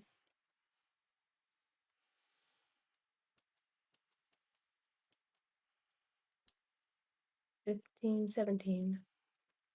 Okay, so the two of you are able to push against this collapsing building. You're able to get it back into leaning position. Valdi shouts over to all the fishers, carpenters that are helping, and she's like, hey, get your asses together. Come on. They're holding it up. Secure it. And they all run over, grabbing as much wood as they can, all the beams that are within reach, and they start bracing the corner of this to the point that you two are able to let go of the weight of it. You can see that it is stable and secure at this point. And as this is happening, you let it off the weight and it's stable. Valdi looks over the two of you, and she says, "Well, I gotta thank you for that. I wasn't expecting something like that to happen. I figured these things would have been more secure than that." And it's at that point. You are most welcome. Nice. That's amazing. Oh, you totally told me you weren't going to do that. That's You amazing. scared the I love shit that. out of me. Decided to try it. Oh, I that's love it. awesome. That's You wanna awesome. know? You wanna know the funny thing though? No offense to you with your headset or anything, but I understand you perfectly with this instead of the normal way. Oh, it's so He's good. been messing with that for Absolutely. like 3 days. He wasn't sure he was gonna do it. He scared the shit out of me. That's beautiful. Perfect. That's It's beautiful. honestly beautiful. I love it. So yeah, you guys are able to secure this and allow this to set up. The fishers go back to work. You see Valdi. She comes up to the two of you. She says, I have to say, I didn't have the best opinion about you when you showed up yesterday, but you really helped me out here today. I must say I'm appreciative of it, no doubt about that. Yeah, sorry. We're here to help. I don't always look the most approachable, but yeah, be glad to help you. And it's kind of at this point that you guys realize that as you're having this conversation, you realize the 8 hours have gone by almost in the blink of an eye. Your muscles are worn, you guys are tired, the fishers are exhausted, the carpenters that have opted to help, but you were able to get a good portion of this place rebuilt and back into working order. And it's at that point that you guys hear the chiming of a bell closer to the center of town that chimes 6 times. And Valdi kind of lifts her head and she says, "Oh, well, it's about time for our meeting. Guess we should head over to the hall." Yeah, sounds right. Just like wiping sweat off of my brow, reaching into the water to As wash you my wish. hands off. What did you say, Steve? As you wish. As you Oh, wish. as you wish. All right. I love this. I'm gonna look over and just be like, hey, any chance I can borrow that flying carpet? My knees are kind of giving out on me here. Of course. Just like see this thing fly up to me, just like get on it. Yeah, just hop on it. Rafa gets out, jumps out of your pack and like goes over, pulls out its claws and starts kneading dough into this thing, as cats do. No, Rafa, come here. Oh, stop that. See, like, sorry about that. Tiny magical Like, threads oh. plinking here and there. It won't happen again. Rafa, behave yourself. He's helping me out here. That corner of the carpet kind of like shakes Rafa back off. All right. He just ride. You gonna ride your horse back? Oh god, that would be amazing. Cephas and Albina. Yeah, let's get the horse out. Albina on a magic carpet and Cephas on an undead skeletal horse, making their way over to the council hall meeting, which is right over there. All right, so we're gonna rewind time back 8 hours as everyone's leaving the temporary sign in. Cephas and Albina are making their way down to the docks as Iluna, Smith, and Iggy are making their way over to the Shrine of Lathander. Making our way downtown. Yeah. As you guys walk over Wait, there, is he it's coming with me? What's going on? Iluna is. It's you, Iluna, and Iggy heading over to the Shrine of Lathander. So as the three of you are heading up to this place, you walk up to the doors and you can start hearing these kind of like bemoaning sounds coming from inside. The sounds of almost like pain and torment. Iluna would scan the room. Yeah, as looking you for Marigold. As you open the door, you look into this this room. It's a set up as a church would be. There's rows of pews across here with a shrine at the very front, with this giant golden sun sigil. But from the halls down the sides, you can see that these halls are filled with beds, and especially down the main two, where you can hear these sounds. Marigold, you can see that he is over next to a bed, talking to one of the folks that's standing there as he hears the door opens and sees the three of you standing there and says, "Good morning! Good morning! Pleasure to see your bright and shining faces this morn." Good morning. Griselda came to us saying you might need some help here. It's definitely. I won't turn down a hand if you have a pair. Yeah, It's a lot easier to say good than hands. it's a lot easier to say than for Jacob down here, and he holds up the arms to this man whose both of his hands are gone. Oh no. Somewhere, somehow, they hear Me's laughter in the distance. What the heck? That's.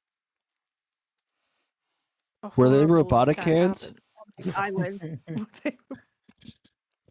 Did that happen on the island? No. This was a tragic accident out rebuilding the wall around the palisade. He was attempting to set some pieces into the wall, some reinforcements, and the man who was holding the bricks above him, the stone, he slipped, and both of his hands were crushed instantly, deemed irreparable and needing to be removed.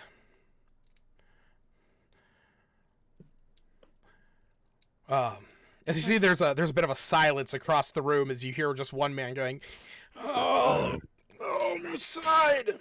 Marigold comes up and goes over to the two of you. He says, "Well, if you're willing to help, again, I will gladly appreciate it. We have our work cut out for us today." I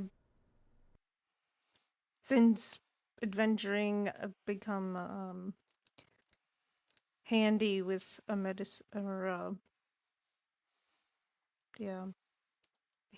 healing kit. I forgot the name of it.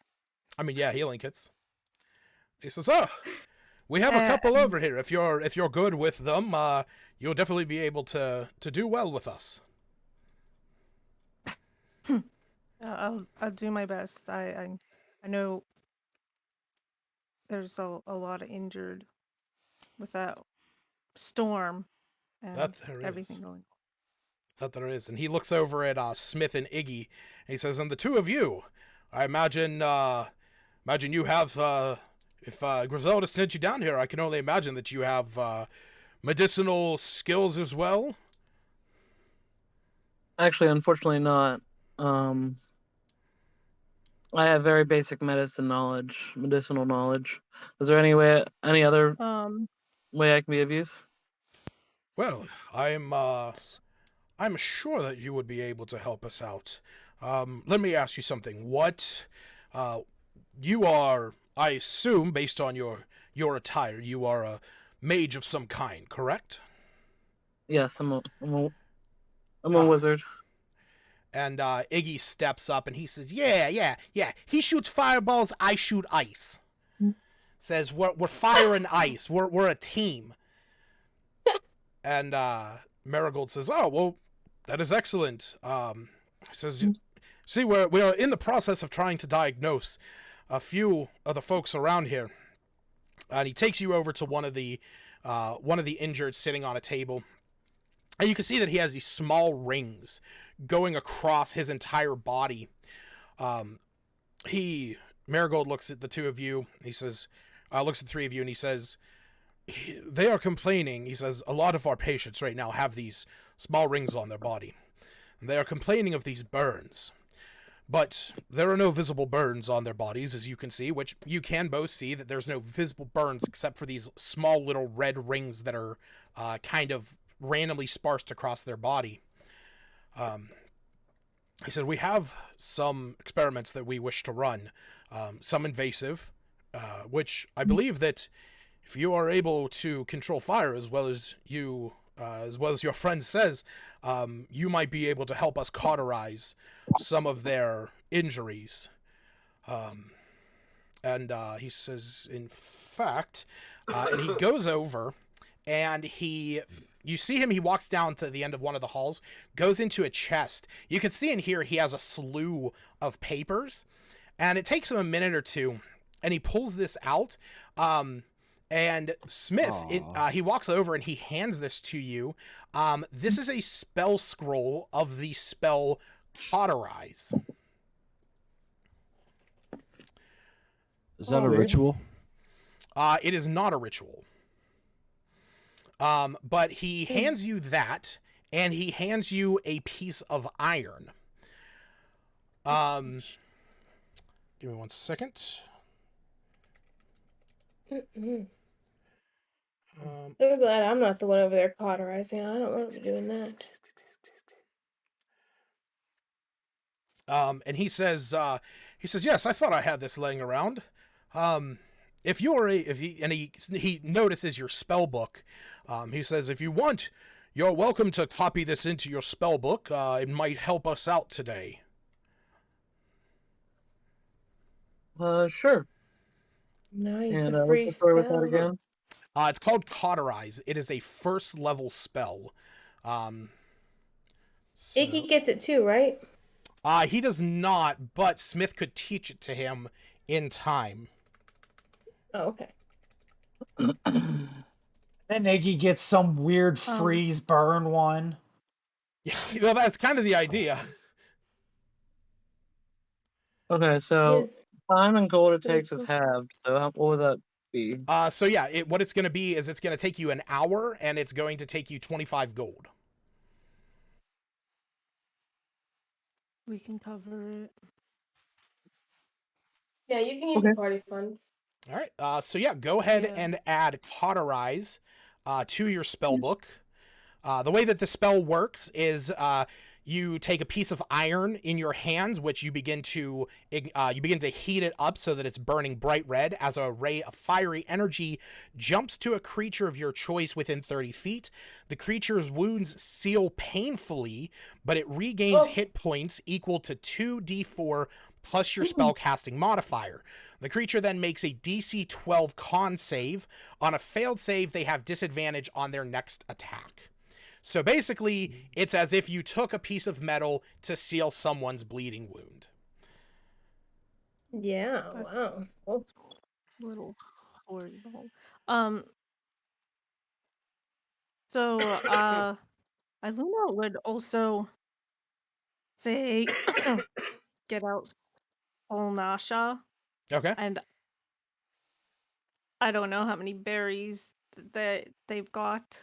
but they're helpful for regular citizens. They'd get 1 HP, and she has. But I forget. It's been so long. I thought it was near 20 of them. How many does she Doesn't have? necessarily. I thought she had 20 of them, but we discussed that so long ago. Do me a favor. Just roll me a d20. Roll me a d20, and we'll add your spellcasting modifier, or we'll add your spell attack to it. So d20 plus 5.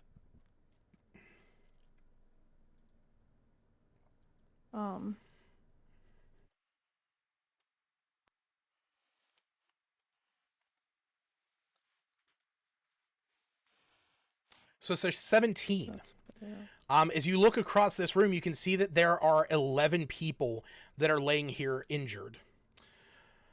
And when you bring this up, Marigold looks down. He goes, "Oh, those seem very reminiscent of druidic goodberries." As far as I'm aware, they have similar properties. This excellent. Little creature just threw them itself. Well, I wish I could get a hold of one of these run. things. Save me a ton. Wouldn't have to make runs out to the main temples. Oh, that's lucky. Hell. Doesn't she? All right. So with that, why don't the two of you go ahead and so Smith, being that you are going to be basing this off of your new spell, you can roll Arcana instead of Medicine, Nature, or Religion.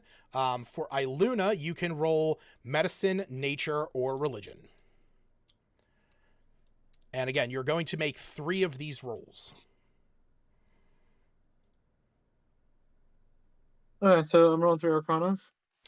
Yeah, roll 3 Arcana checks.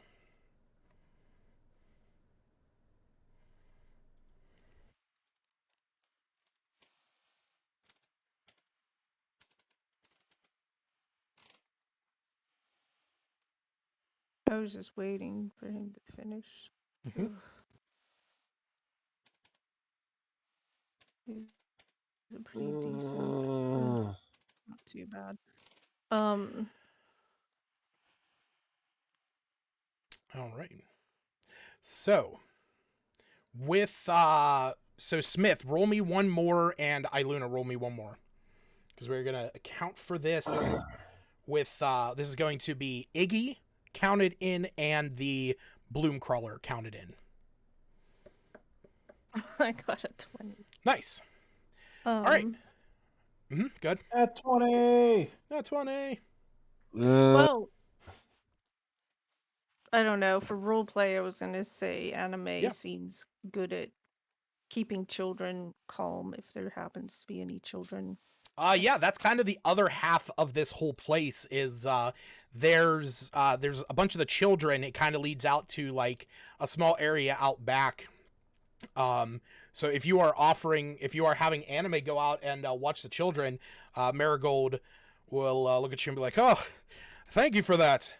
It's a lot easier trying to work when you don't have a bunch of rambunctious children grabbing at your ankles all day." I'll ask Anime politely to see if she can help attend to the children, or at least let them. Anime nods. Observe her, because everyone is fascinated with such a bird. So you see Anime, she nods and she flies over. There's a bit of a drapery not too far. It's like multicolored, and as she's flying through here, she picks that up and starts doing like a circuit around the hall that the kids are playing in, and the kids are like trying to go and like grab up at the drapery that's trailing behind her. And Marigold looks at the two of you, says, "I must say you're quite proficient with with your skills, he looks at you, Iluna. He says your knowledge of medicine is exemplary. I've seen clerical work done well in my time, but I must say your handling of basic medicinal care is well appreciated here. And he looks over at you, Smith, and he says, and your innate ability to gravitate to that spell was powerful. I must say you have a strong connection to the arcane. It's very clear to see. And Iggy's like, what about me? He goes, I appreciate it every time you cool down the wounds as Smith is cauterizing them. And Iggy's just like, yeah, like little like bolts of frost coming out of his fingertips. Whoa, what happened? I don't know. Oh, I don't know. Maybe it's just my end. Everything halted. I was gonna say, Iluna would say I had to learn quickly ever since I ventured into Phandalin. So, and there's been injuries, plenty of injuries. I understand that. I understand. I had to learn my skills as well quickly. And some that the two of you would notice throughout this day, while he is a cleric of Lathander, you actually notice that he very rarely, if at all, ever really touches his holy symbol, much like Albina has her holy symbols, her shield being one, and if she has any others, which I'm unaware of. But a lot of times, empowering herself through her religious symbol, you actually see that Marigold is more akin to more naturalistic and more druidic medicinal practices, preferring salves and poultices and potions over clerical and religious miracles. I did have some help from the how did I forget her name? Adabra, Cadabra. Too many names. Adabra, Cadabra. Yes. When You have to trade it to Phandalin's make an Phandalin's local. Look what you did to the DM. Sorry, all I'm thinking of is that's how you get an alchemist. Is you trade a midwife? Is you have to trade a midwife named Adabra? Oh God! No, I thought you had to give up an arm and a leg, and your mother to become an alchemist. That's why the alchemist class doesn't exist in D&D yet, because nobody traded Adabra. I'm sorry. Please go, Stacy. It's fine.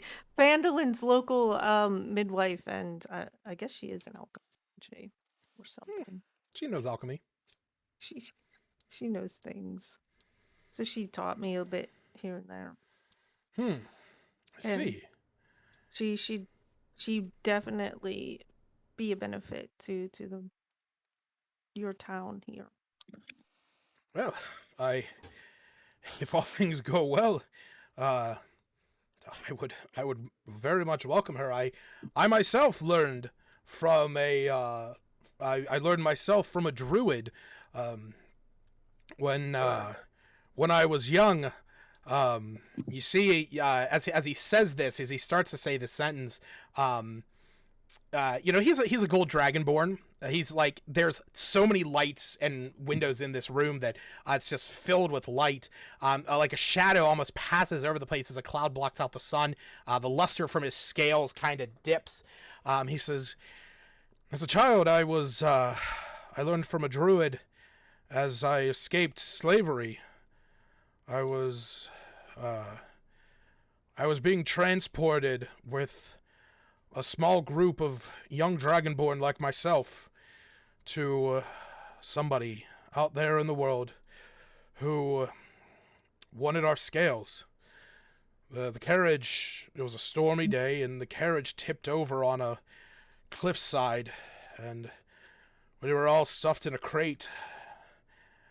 I was the only one to survive that night. A druid found us, me amongst the carnage and gore. He healed me, his natural ways. And unfortunately, the slavers eventually found us. He allowed me to escape, and I made it to a temple of the Thunder in the morning. The light guided me there, and it is why I've lived my life wanting to save those around me, offering my aid where I have the opportunity, but knowing that it is not religion alone, it is not the beliefs that you hold that you can perform these miracles. And you see he waves his hand and, like light glints from it. He says it is the knowledge. It is the people that you meet that teach you that it is through the guidance of the gods, of the thunder and the light that he provides us in the darkness when we are lost, that allows us to make those changes in our world. And it's at that point, the cloud has moved, the sun has come back out, and his scales are much brighter. And he says, I am very much looking forward to meeting this Adabra when we get the Phandalinians down here. And she. Mm-hmm. And it's a story. Yeah. And he smiles. And you see one of the... Oh, sorry, go ahead. I'm sure the folks of Leylon are very lucky and appreciative to have you. After all that, you help them out. Oh, we do what we can with what we have. And it's at that point that you actually hear the door open from the outside, and you see an acolyte come in, and he says, Marigold, come quick. One of the guards, they have stubbed their toe, and they are requesting your presence to try and quell the bleeding. And Marigold looks at him and says, oh, yes, I apologize. I know exactly who he's talking about. He's a bit of a hypochondriac. And he kind of looks at the work that the three of you have been doing, and he says, keep an eye on the place for the time being. I'm sure nothing bad will happen while I'm gone for a few minutes. Do you need my help? And I'll light up a finger and... Oh, no, please. He says, it is beneficial to have a few miracles on hand, and he waves his finger, and you see this spark of light. Mm-hmm. What did you say? It all broke up from my end. All I heard was a guard, and then a hypochondriac. A guard stubbed his toe and needs Marigold to help heal him. Obviously, the requirements of a fairly high level cleric. So as he walks out, it's quiet for a minute. But then one of the patients, one of the gentlemen who is laying on the table, begins writhing in pain, and is frantically screaming. And he's just, God, no, it's happening again. It burns. Screaming of this internal pain and these burns. And Iggy looks up at the two of you and says, whoa, what the hell's happening? Arcana check? Yeah, go ahead and roll. Stacy, if you want to do a medicine check, you are welcome to do that as well. A medicine check. Oh, apparently I'm clueless about this. I was going to give you guys both advantage on that, so just keep that in mind, because you guys have been working with them. This is happening a little bit later in the day, so you've had some time to get to know this. Okay. Second one's much better. Yeah, so as you guys make your way over, Iluna, you look down at him. You can see those red circles on him are beginning to flare up. They're almost becoming puffy, scarred, if you will. And he is actively trying to tear at them and scrape at them, as he's just it's so burnt so bad. It's under my skin. And he is actively like now digging into his skin, and you're seeing he's starting to create lesions across his arms and his bare chest, where these circles are, as blood is starting to trickle out from every scrape that he is digging into him. Would What about me? Nothing. I mean, sorry. Oh. You're looking at, as you look at the circles, you're not really sure what this is. The most that your mind is really taking you back to, is seeing the tentacles yesterday on Idle Island. And you kind of had this thought earlier in the day of these little circles almost looking like sucker cups, and like marks from an octopus's sucker. But you're not really sure of how that is related. You've been trying to like kind of pick at it throughout the day, but it still hasn't hit you yet. Dispel magic? If you cast Dispel Magic and nothing happens. A curse. That's a curse, isn't it? Okay. Yeah, I was gonna say I'd probably try Healing Word, unless he's shouting that it's a curse. I don't think it helps. He is not shouting. He's not shouting anything. This guy's just shouting that it burns and it hurts. No, I mean. Oh, Smith. No, I wouldn't have said anything. You begin. I'd probably do Healing Word. You begin to cast Healing Word over top of him, and you can see that his lesions are starting to heal, but with every scrape and every scratch, he is reopening them. Blood just, slowly starting to trickle out onto the bed that he's laying on.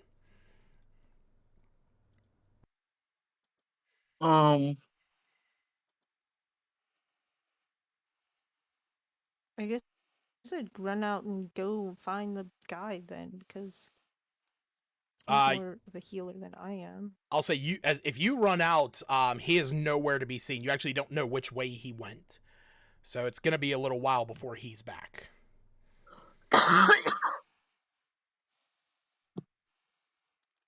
Smith, roll me another Arcana check.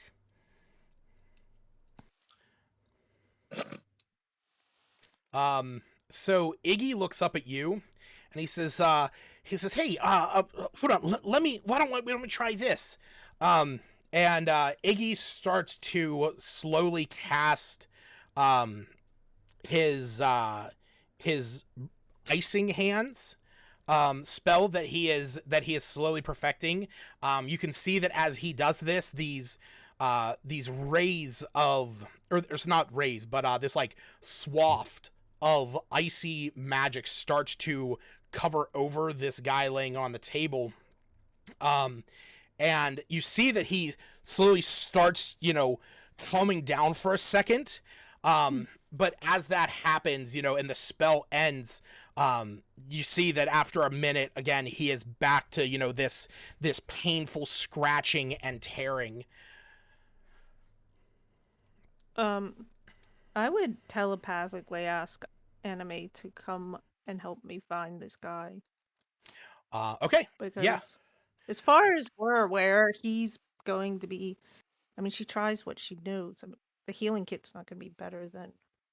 Okay. So I'm not gonna do go ahead anything. and roll me a perception check for Anime then. I'm sorry, what did I find out with the Arcana check? That was for Iggy, basically. That was for Iggy trying to use some of his ice magic, because the guy keeps saying that his skin is burning, and trying to use the ice magic to cool him down.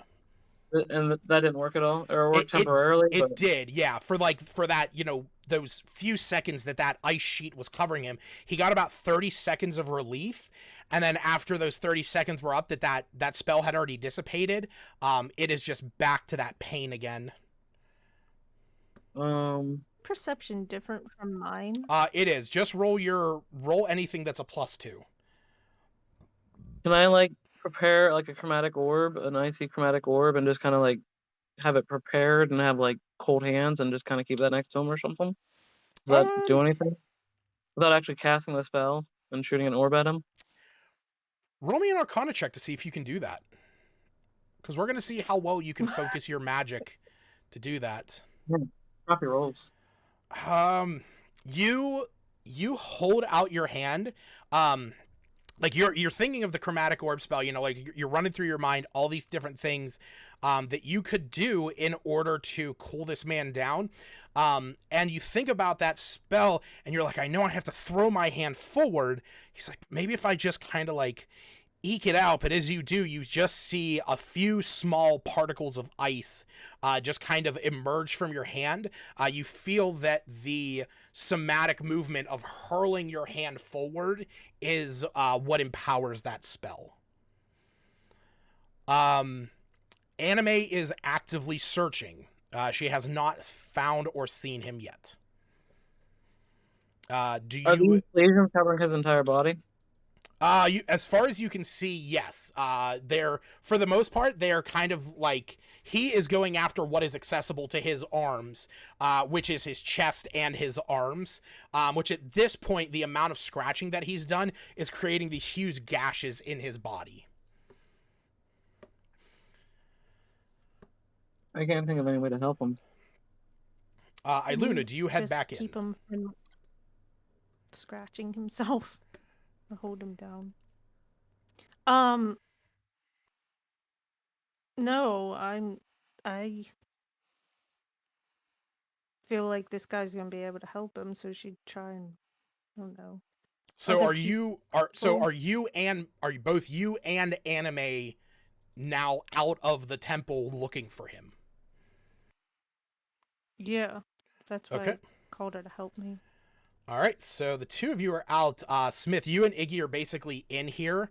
And I'll just keep mhm. telling him to keep at it. Seems like it helped. Keep at it. I don't. Yeah, Iggy's actively, using this. You know that he can cast this a few times, and he's trying to like, space it out so that he's not using it. About 3 or 4 minutes go by. Iggy is casting this. Stacy, go ahead and roll me a perception check for yourself. And this guy, oh no, it was on a 19 and rolled away. I'll say you have been actively like running around town. You're not sure where Marigold is at this point. Iluna is kind of keeping touch with you that she can't see anybody out and about right now, that he might be in one of the buildings that she can't see into. There's no people to ask. I mean, you can ask one of the townsfolk if you want. Yeah, if there's a person, I'd be like, "Where's Marigold? We need him in the temple." I Did you see him? I have not. I was going to recommend the temple. He's often where he's found. He left to help a guard. Oh, and we're doing what we can Vern? to keep someone stable, but He went to help a guard. I'm guessing Vern. I don't remember because I didn't hear because it cut out. The acolyte did not say a name. I don't know then. Oh, there's one of the guards is really kind of taken aback by, or is kind of inspired by him, and is constantly calling him over for the silliest of things. If you're looking for him, Called him a hypochondriac. nope, yep, that's Vern. He's over, and he kind of points onto the map, up past the up on almost like the northeast side, kind of the furthest point beyond the house of Thalavar. Oh, sure. He's like, "There's a house up there. Where... It's one of the guard stations up there." I'd ask Anime to fly higher so she can see it and lead the way. All right. So as the two of you are making your way up there, back at the temple, Smith, you see, you're kind of, getting Iggy to do this, and he is casting these spells. Eventually, at one point, he goes to cast it, and you can see that nothing happens. And he looks up at you and he goes, hey, Smith, I think I'm out. And he's like trying to cast it to create this sheet of cooling air over him. I don't know what to do, buddy. And it is at that point that you see the man laying on the table as he is twisting and writhing. Iggy is standing right next to him.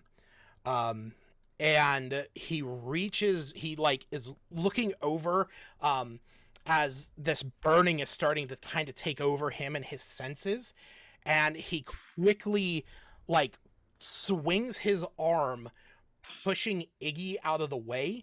And you see that as he's pulling his hand back, he's pulling back the dagger that Iggy keeps on his side. And you can see that as he's doing this in that quick motion, he is lifting it above his head as if he is about to drive it down into his own chest. You have one action. Polymorph? Would I imagine that help at all? I mean, polymorph would turn him into something. For an hour? Yeah. Keep him safe for an hour? Or how does that... Do I imagine this is a curse since my Dispel Magic didn't do anything? You could assume that. Being that you cast Dispel Magic, you know that at least it's not a 3rd level spell. I imagine you didn't cast it at 4th level. Even that, I will. If What's it's that? magic, I would still roll for it.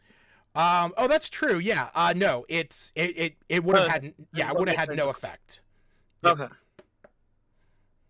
So would the polymorph spell keep him safe for an hour theoretically in my mind, or would the curse still somehow find a way to get at him? The creature that you turn him into, if this is a curse, would still be affecting that creature.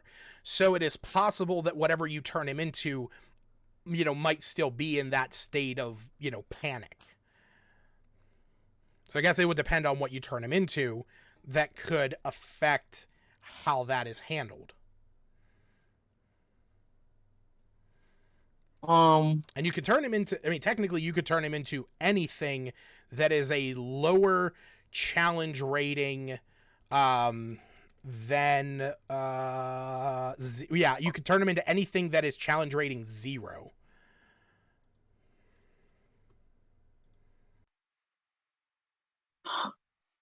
I don't know what to do. I'm just... How fast are these lesions taking over? Or do I see lesions spreading on his body, or just him scratching at him? It's basically the fact that as he's scratching, with every scratch he's ripping open those big puffy, rings on his arms and chest. So it's not like they're just happening because they're happening. That is the curse. It is the fact that he is tearing away at his own skin. Okay, I don't know what else to do. I'll do hold person for now. See if that Okay. works. Yeah. Do I know anywhere to I was thinking about using Dimension Door, but do I know where we could take him to get help? Unfortunately, you're kind of in the exact. You know what? That would be up to you. But it would be a place that you can see within 500 feet. So, unfortunately, you're kind of in the best place for him to receive any kind of treatment. So you cast Hold Person as he has this dagger held above his head, or held above his chest. You see that he's about to drive it down in, and you are able to cast this on him, stopping him from driving that dagger down into his chest. Hold in there. Hold on, buddy. Just a little longer. We're trying to get you help. He's just And I'll take it. His eyes are kind of darting back and forth. He can't move. He can't speak. And it's, while this is happening, Iggy runs over to the door and he's like shouting out the door. He's like, come on. He's like, hurry. And Iluna, you are able to hear this shout as you see Marigold walking out of one of the buildings. As you see Anime kind of pings in your head with your telepathy with her. She says, I see him. And you're able to see him up the road from you as he's walking out, patting this one soldier on the arm. And you hear him say, just put some ice on it. I'm sure it'll be fine. Keep it wrapped.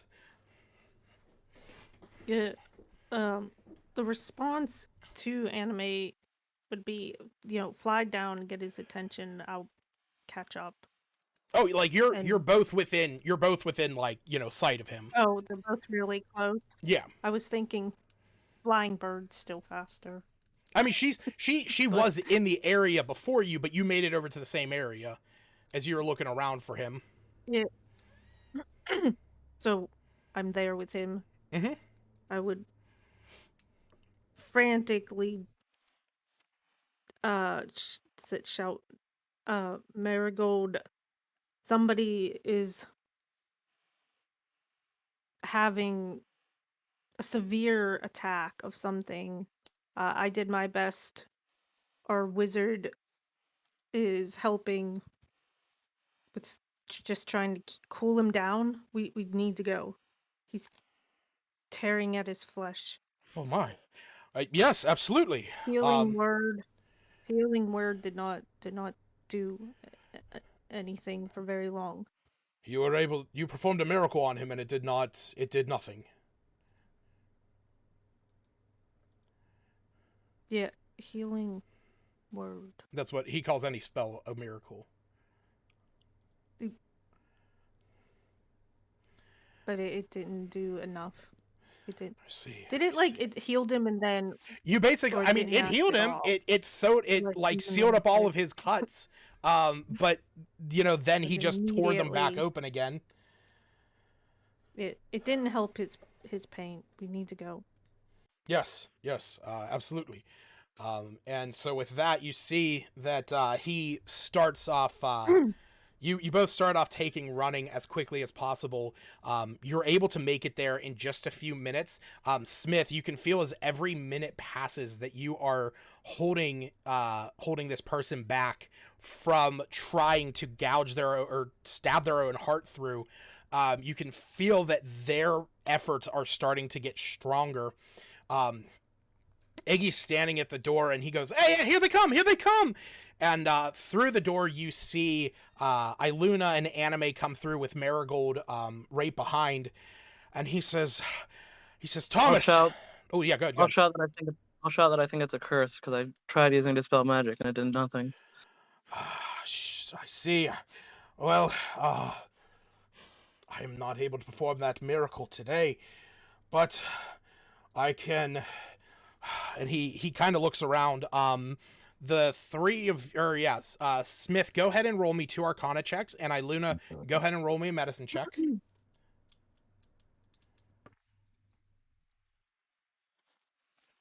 I was gonna ask if they were still at advantage or. No, this is gonna be something different. So Smith, the amount of time that you have spent with him, you are taking a look at these rings on his arms. While you do think it is a curse, you also think that whatever this is, these were caused by something that injected poison into him.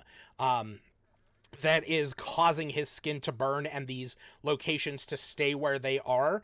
That's what's causing this burning. And that if you can neutralize the poison, you may be able to neutralize the effects of it. And same for Iluna, as he's telling you this, you kind of have this revelation, that since you guys were both on the island, if these were the fishers that were attacked on their boats, the things that may have grabbed them could have been tentacled creatures that injected poison into them, paralyzing them and laying them out on that island in order to be sacrificed. So the two of you both kind of realize that this could be a poison that is lingering in them due to some kind of, prolonged curse or, you know, magical effect, which I know kind of ruled out that it was a spell. Do you share that information with Oh, Marigold? absolutely. Okay. Yeah. As he's kind of like listening to two of you, and he goes, well, if it's that, and runs down the one hallway, grabs, says, Iluna, I need your help. Of course. He says, Sure. grab those poultices and begin making a base lotion. Totally know what that means. Roll me a medicine check. Or nature. It's up to you. Oh, a medicine. Yeah, you are able to take a few of the ingredients that he has that over the day you've kind of learned from him. A basic salve that is a combination of aloe gel as well as honey and water, creating this lotion that you are starting to mix up as he's going through this entire chest. That as he flips it open, you see all of these vials, these multicolored vials. Some of them have like swirling particulates inside. There are some that are about half full, and you can see there's like a mist or a smoke floating above it. But the one that he grabs, the vial that it's in has like an icy outer shell to it, that it almost pulls on the leather banding that keeps it in this chest.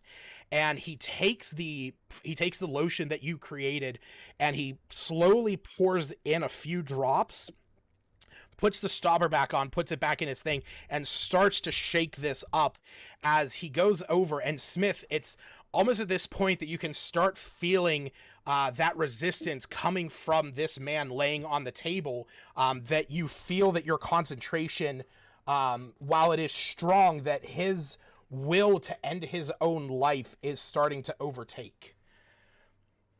Oh, I would have taken the dagger by now, by the way. Oh, okay, yeah. So his hands are basically just like up like this, and it's as soon as Marigold comes over, you feel that sort of like pop in your head as his hands just drive down into his chest, and he goes, what a, it hurts. And Marigold begins lathering his body with this icy blue lotion that him and Iluna were able to make. And as he does, you can see that his convulsions are starting to end, that his shaking and his writhing is starting to wane. And he's starting to breathe a little bit slower. And you can see that his like hands are almost kind of starting to shake, and you can see there's like a bit of cold air rising from him, and his teeth start chattering as he goes, "Oh, the burning is gone. Oh, what is this?" And Marigold chuckles. He goes, "It is a basic potion with some winter wolf blood. I got some off of a gnome some time ago. It comes in handy." And he looks over at the two of you. Smith, you have Iggy's dagger in your hand, and Iluna, the two of you are standing there, and he says, I thank you both very much. Thomas here would have met a different fate had you both not been here when this happened. Yes. I did what I could, and then I went to find you. I assumed you knew a lot more than I would have. It is a good thing our friend here was able to get that knife off of him. And he looks down at the guy on the table, and he says, "Thomas," he says, "you know that is not the way. That is not the way that you need to leave this world."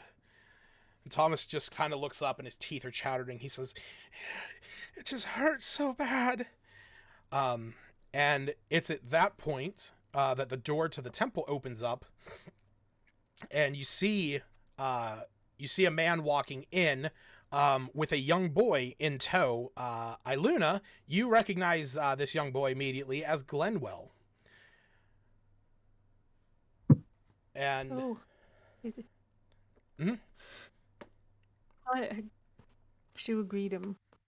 Hello, Glenwell. oh, Good to see you're well. yeah, I assume he looks yeah, he looks all right. He goes, yeah, a bit better. I came to see my dad. He looks up at Marigold. He says, Mr. Brightshine, is my dad here?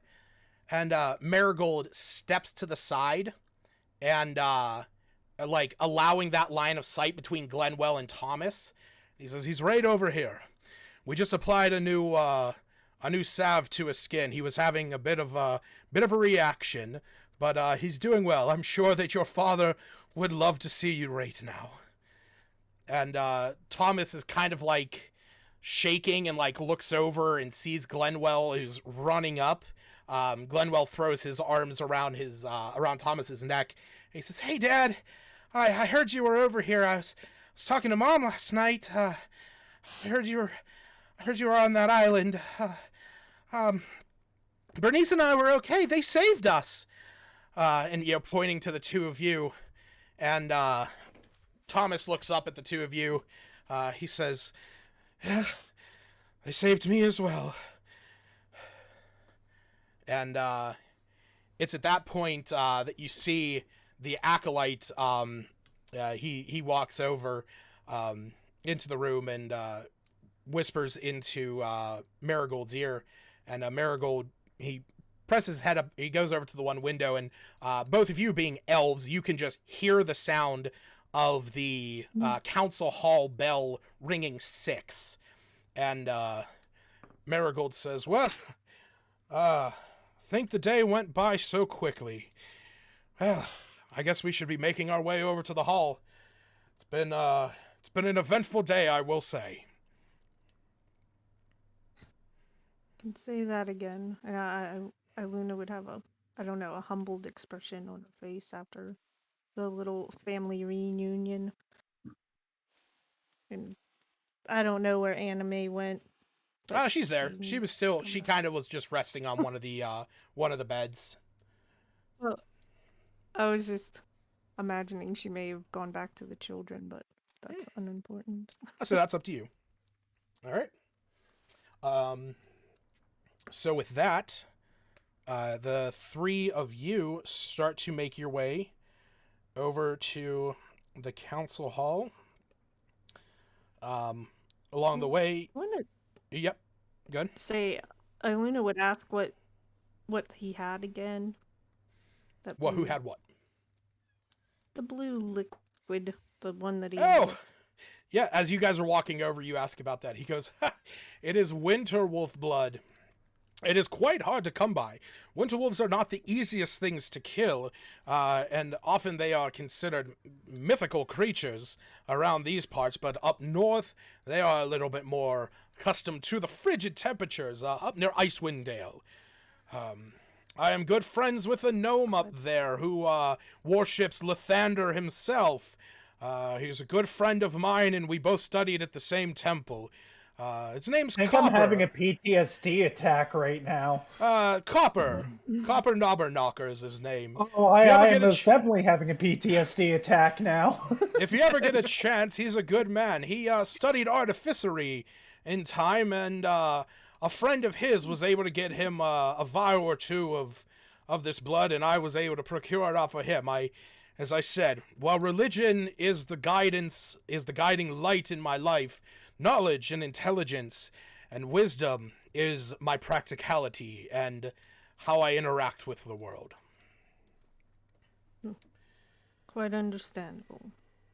Practicality. All right.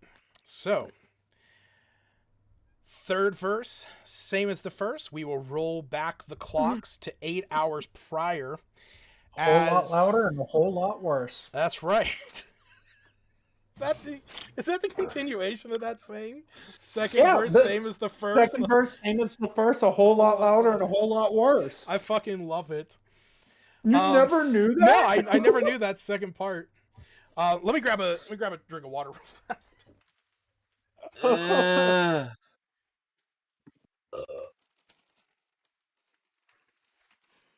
Yeah, you and me has a lot to talk about.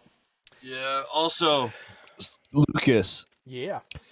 as we are heading out, I am going to talk to Smith, ask Okay. him if he has any ritual spells that I am able to copy from him, Sure. and strike a deal. All right. I guess that Oh is. no. Yeah, I'm just that's. kidding. Any ritual spells that we find, we split the price of, and you let me copy it, and then I give you the spell. Oh, that reminded me. What Smith was doing was supposed to cost 25 gold. Is that something I need to take keep track of? I made a note of it. I mean, I know Smith has his own gold. Well, I was just saying the party fund could cover it because Yeah, that's fine. If you want to subtract subtract 25 gold from the party fund, imagine that's fine. Was that just one time? Yes, because it's I don't. normally it is 2 hours and 50 gold per spell level, but because he is an evoker, he's an evocation wizard. Any spell that he copies, the time and gold is halved. So, being that Cauterize is an evocation spell. Whew. It is warm. All right. I mean, it's still like 65 out. Yeah, no, I gotta open my window. Yeah, it's nearing summer temperatures lately.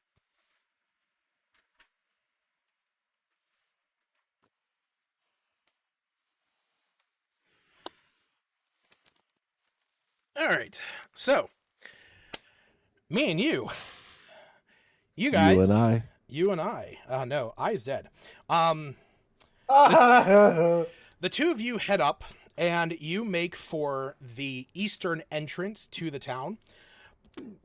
When you arrive there, you can see there's a small troop of soldiers, about a dozen thick, with Griselda there, as well as Sergeant Yoram. When the two of you arrive, you weren't very far behind Griselda, but you see Sergeant Yoram. He's kind of standing there, like lazily leaning up against the side of a rocky outcropping.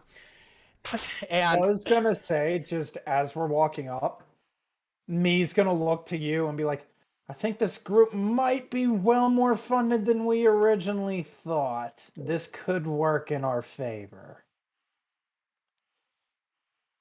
I agree. And as you guys come into view of these guards, Griselda looks at them and goes, Yoram! And you see they all kind of jump to attention. Sergeant Yoram jumps up and goes, good morning, Griselda. Troops, come on, to attention. And you see they all kind of like slowly start standing up, and Griselda looks across all of them and gives a bit of a low growl.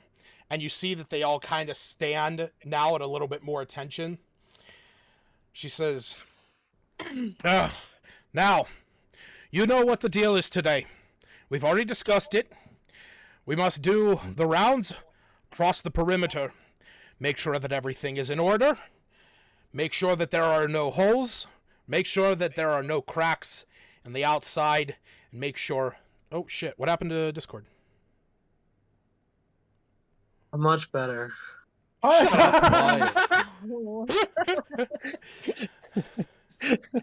Thank you, Smith. Well, I guess we found the cracks in the perimeter. Yeah. Yeah, we found all the cracks. And she says, Yoram, you're going to take half of the group. You're going to go around to the north side. Remember, 2 passes and 100 feet out. She's like, we need to make sure we cover everything and we know where everything is. She's like, we cannot have what happened yesterday happening again. Do you understand me? And he says, yes, I understand.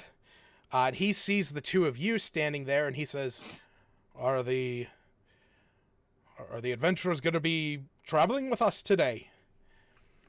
And figured I could give my expertise on getting in and out of small crevices. And he says, "Oh, that'll be good." He says, "I imagine they're going to be going with you, Griselda." And she says, "As if." She says, "They're going to go with you. Do you know why?" And she looks back at the two of you and then looks back at him. She says, "I know that they are impartial. They don't report to anyone particular.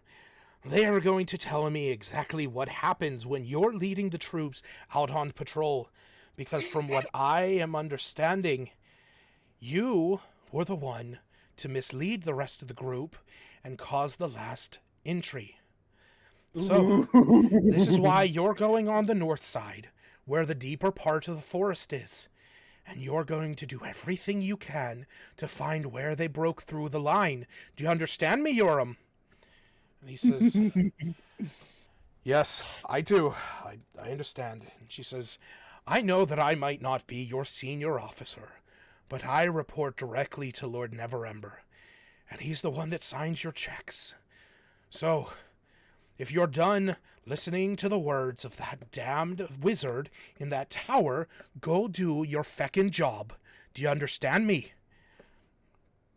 And he What's a says, check? "Sorry, what? What's a check? What do you mean, what's a check?" Oh, a paycheck. The entire time he's just kind of standing there snickering because What? literally nobody's ever scolded him like that except I once or twice. Yeah. And he goes, "All right, gentlemen." And he kind of, puffs out his chest a little bit and he says, "All right, we're going to make this thorough and we're going to do everything we can as Griselda has desired." And she kind of rolls her eyes and she barks back a command to the other 6 that are going to be going with her. And she looks back at the two of you and she says, "Honestly, I'm glad that the two of you are going out with him. I feel that your eyes and the way that you two work might be better suited for finding wherever this happened." We will try our best, and being a captain myself, maybe I can teach him a thing or two for your discretion. She nods, and you guys are going to start heading out. But you're a different kind of captain, though. Pirate? And as soon as that happens, you see Oh, the pirate flop out of his hat. You see some of the guards kind of jump, and Sergeant Yoram jumps back. He goes, "What the hell was that?" And He groans and he goes, once a day. My captain. No, it's 3 charges a day. Yeah, it's 3 charges a day. Oh, It comes out with peach cobbler, by the way. Okay. My first captain, may Davy Jones have mercy on his soul, put a curse on his hat, to where whoever took it next would, every time that word is said, a rat-eating pie would come out of the hat. So you hear Griselda laugh as she's walking into the forest, heading down to the south. I'm so glad everybody appreciates the jokester pirate. No, Griselda yells back. She goes, "No, it's the fact that Yoram is deathly afraid of rodents." And you see that Yoram is basically jumped behind 2 of the guards as the rat disappears into a puff of etherealness. And he goes, "They're just so disgusting. As they sneak in everywhere and they eat everything in sight." Well, Good thing that one just eats pie. Yeah, don't be too afraid of this one. It just kind of only eats pie and it's not even real. It'll disappear in an hour. Oh, terrifying. Well, let's get a move on then. All right, so same as the last time, you guys are going to make 3 checks. These are either going to be acrobatics, stealth, or survival. Hey, I get advantage on stealth. Okay. Stealth, acrobatics. Or no, sorry. Sorry, not survival. Yeah, acrobatics. Or sorry, not acrobatics, stealth, survival, or perception. That was the other one. I guess I'm going perception. I'm going stealth. Okay. I'll roll after you. All right, that's a 15 because I rolled a 1, but we're gonna ignore that. You got one more. Do I? Oh, He said you said got 3. oh, Yeah, you we got you, 3. it's 3 Okay. checks. Yeah. Well, there's 21 for that one. Yep. Oh. And that one is a 14. Okay. Go ahead. You. Man, these rolls suck today.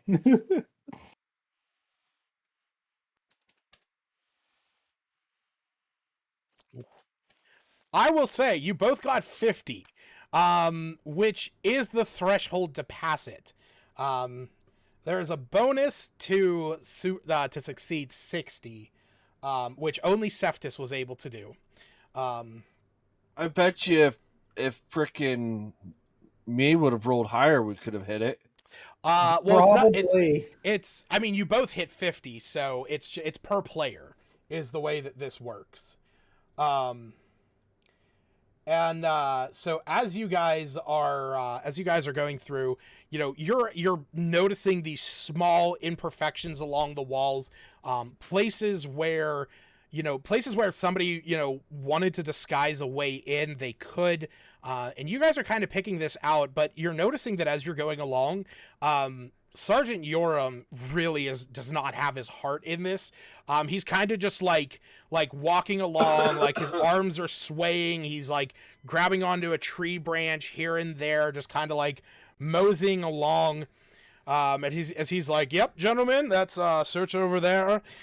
Yep, search over there as well." Me, I'm gonna use my my glory and honor for 4 creatures within 60, grant them advantage on attacks or ability checks for 1 round once per long rest. But the way he's gonna do that, like he's gonna give it to you, but he's also gonna give it to Yoram. And the way he's gonna do this is he's gonna lean over to Yoram and he's gonna be like, you know, being a bit of a pirate captain myself, would say if you fail again, I would have chopped your head off and thrown you overboard. As he pats him on the back, going, "You might want to try a bit better." As I'm giving him one of the glory and honor, so he could by chance maybe look a little harder. Roll me an intimidation check with advantage. And also, you said the P word. I know it hasn't been an hour yet. Oh. Well, minor illusion. Yeah, okay. 13. You see, he kind of like, he looks over at you and he says, "Yeah, I get it. The problem is that I never wanted to do this in the first place." There's a lot of things we never wanted to do in life, but we have to do what has to be done. Yes, and I was gonna say, as he says that, he'll hold up the rat that's eating the piece of pie. Or would you prefer him down your pants? No. That's fine. I'll look. And you see, he kind of like scoots a little bit further away. He takes his spear, starts like digging through the brush. He says, "You know, I wanted to be." Me will just hold the rat up so the rat can just continue sitting on the hat eating the pie. He says, I didn't want this kind of life. I just wanted to, you know, work at Neverwinter Castle, you know, be one of the keep guards, a simple, you know, 9 to 5 shift. Nothing crazy, nothing. And you over here wanted to do ballet, and now he's part of a pirate crew. What's ballet? You know what? I think the point got across regardless. Yeah. All right, so I need both of you to make me perception checks. I have a +2 to that. Yeah, I got a 6. I am rolling very badly today. Oof. Don't forget, you have advantage on your ability check. Oh wow! Go, go! You have advantage. Oh yeah! Wow! Yeah. Nat 1 and a nat 20. So as you guys are going through, you know, Yoram's a few feet ahead of you. You have 2 other guards with you. There's 2 other that are a little bit further ahead. You guys are starting to go through this central chunk of the forest, a little bit closer to this northern or to this northeastern ridge where the forest is thickest. You're kind of like moving along. At one point, you trip on this branch on the ground, and as you fall forward, you push your way through this bush that you land in. But as you do, you come face to face with a footprint. And it seems like this was fairly recent, in this, like, basically right through where this, this bush is. And as you kind of track left and right, you can see that it's heading into a part of a part of where the wall is that your eyes are able to trace an almost perfect path. If you were running and got enough speed, you could jump onto a tree that overhangs over the wall and make it into the city. And as you look to the right, you can see that the trail leads off further away from the town. I am going to point it out. All right. So you pointed out, me and Yoram and the other two guards, they come over and they see it. And Yoram goes, what do you think it is? Obviously, somebody's scouting the area to get into your city. What do you think it is? Oh, I mean, I can see that, but I was expecting that if we were to find some kind of breach, the cultists that attacked yesterday, there's a whole group of them. I just wouldn't imagine finding one track.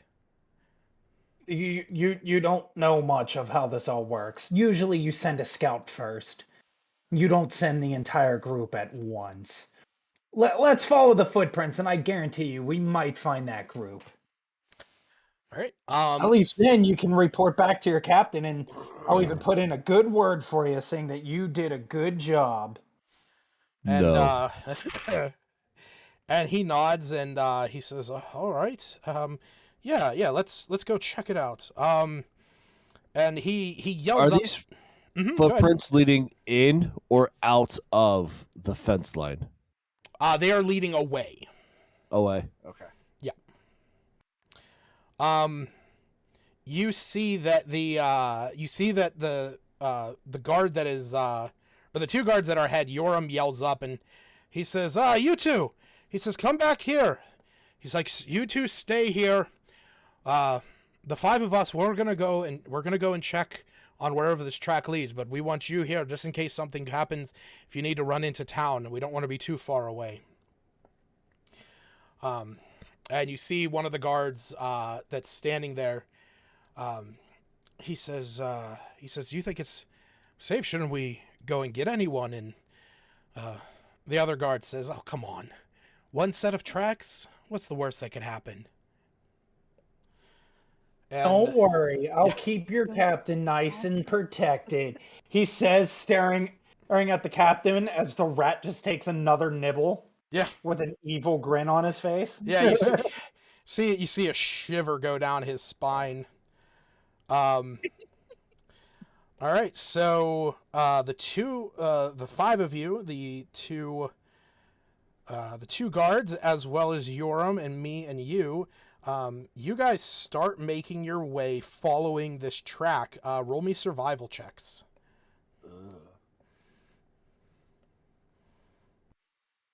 How many? Just one. 21. 13. 13. Okay. So you're able to follow this track with very little issue. Yoram is kind of like, here and there with trying to keep straight. And you're, getting him guided.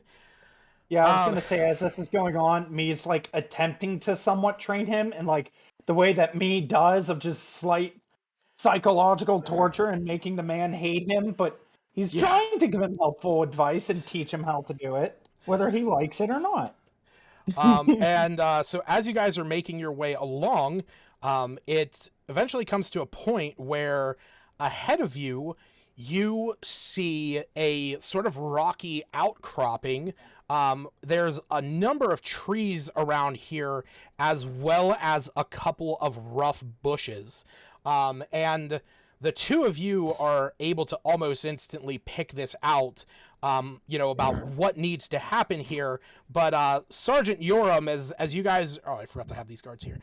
Sergeant Yoram, as he's coming up here, he says, you think he climbed up the rocky wall?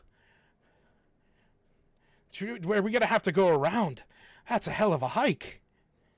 Me just Very casually, just sighs very loudly. I believe you There know we what to do. Yes. Okay. You quickly part the bushes, revealing a cave entrance, a small cave. He just extends both of his arms and goes, Yeah. "You would have walked right past it." And you can see that the opening there is a little wide, but the ceiling is fairly short. It's not like 4 foot or anything like that, but both of these, all three of these humans are going to have to duck down. For the two of you, this is actually not a big deal at all. Calling us small? Nah, we tiny.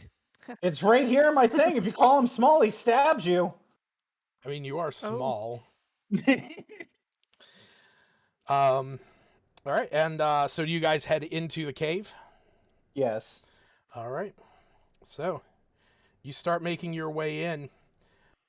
It's a fair decent way back. You see the other two guards are starting to make their way in. Yoram standing outside. He goes, I'm gonna do my due diligence and I'm gonna wait out here. If anything happens, just call me, okay? If I come back out here and you run off, I'm putting the rat down your pants. You have my word. I send message into his head. Uh-huh. And see. Okay. So as you guys walk in, you eventually reach a small cavern. It's, again, the ceiling kind of opens up in here, so the other guards actually have a little bit more standing space. There's not much in here, but what is in here is a bit surprising. You can see that there's a pile of crates off on the eastern wall. There is a bedroll that is kind of dirty and a bit worn down, alongside a bow and a handful of arrows, as well as a pot of arrows. And on the table, you guys are able to see that there is a number of alchemical agents kind of resting there, as well as a bucket of water, a couple pots, and a small fireplace over on the side. What did I say? It's a hideout. I'm gonna look around to see if there's like journals or anything like that, and I'll tell the other guards and you to basically do the same. Sure. See Go if we ahead. can't find anything, how Yeah. cold the fire is, and so forth. Go ahead and give me investigation checks. Me as well. Yeah. 17. How many you want? It's just one. Yeah, the survival and the ones that you guys did before, those were the only times that you were going to roll that many. No, I saw you do intelligence. I was doing it for I was doing it for the two guards. Yeah, I read that as investigation. Oh, gotcha. Yeah, so you are looking around you as well. On this table, you said you were looking for like journals or anything. The two things that stand out to you is actually let me get to you first. So as you're looking around, you can see this bow laying there on the ground. The chemical agents almost appear to be things That son of a bitch. Finally, you figured a part of it out. You can see that the chemical agents that are here could be attached to these arrow shafts that are down in this bucket next to the table. As you're looking around, you see the other two guards. They're starting to go through the crates over on the side. The one pries open the box and says, "Oh, there's not really much in here. Changes of clothes, it seems." And he pulls out a bag that has. You can hear there is a small amount of coin kind of bouncing around in it. He's like, "It doesn't sound like much in here, but yeah, there's not really much." And the other guard, he's looking over at the fire and he says, "The fire does appear to, be pretty recent. I'm not sure." As me hears the coins, it goes, "Give that to you. We'll use it for investigating later." Sure. And the one guard hands it to you. The other one kind of takes note of it and like raises a more like, annoyed eyebrow. But as you is putting this away, you look at the one desk that is here and you find two letters. One is open and sitting out. The other one appears to have only just been written recently, as there is a inkwell and pen sitting next to it. Do you know Draconic?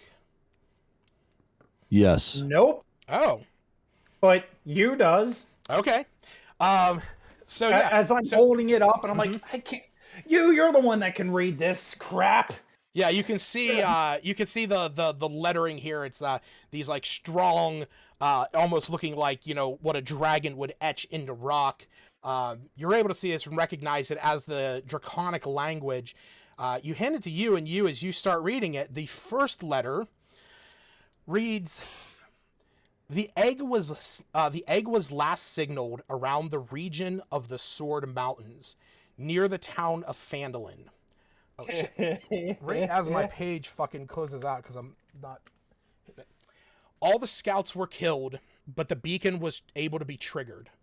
As you are aware, the egg is essential to Oleron Mortis's plan to revive the mighty Ebondeath. Should you find it, recover the egg at all costs. The second one, as you read it, and I am going to put these in the chat so that you guys have access to this. Yay. Good. Copy and paste. What'd you say? Good. I thought I heard the P word. Oh no. I was like, what?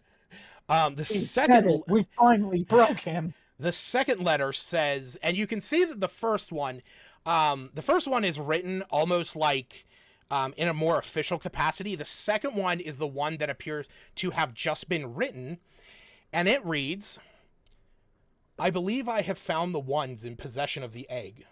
A strange group consisting of 2 goblins, 2 elves, a human, an automaton, and a shape-changer. During a confrontation I had with the acolytes of Talos, they descended upon us and wiped them out with little discretion. That night I laid low and rested with them, hoping to gain access to their wares, but a chance was never found. With the severe power they possess, I feel they are likely the ones to have killed the scouting group who signaled the beacon. I followed them to Lylon in hopes of ambushing them, but a group of Talos worshippers stirred up a commotion, and I was unable to down a single one. I'm going to try and use the hat of disguise I recently nabbed and see if I can get a little closer to them. Interesting. I'm assuming you reads this to the whole group. Me immediately places no. a hand on O.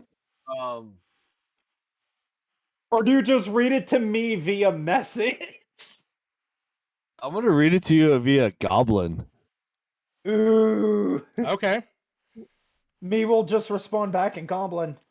Very interesting. As he kind of grips his sword a little tighter, and I'll turn to the group and he'll be like, well, I guess we did what we needed to do and cleared it out. Didn't you guys say there was chemical agents for arrows? And actually, as you turn back to the 2 guards to say this, you can see that the one has the other by the throat and is slicing his throat open, as the one standing here falls to his death in a pool of his own blood, and this one rips off his metallic helmet, revealing himself as the arcane archer that was attacking the group the day before. You know, I gotta pay you back for Oh, what no. you did to me and my outfit. Roll initiative.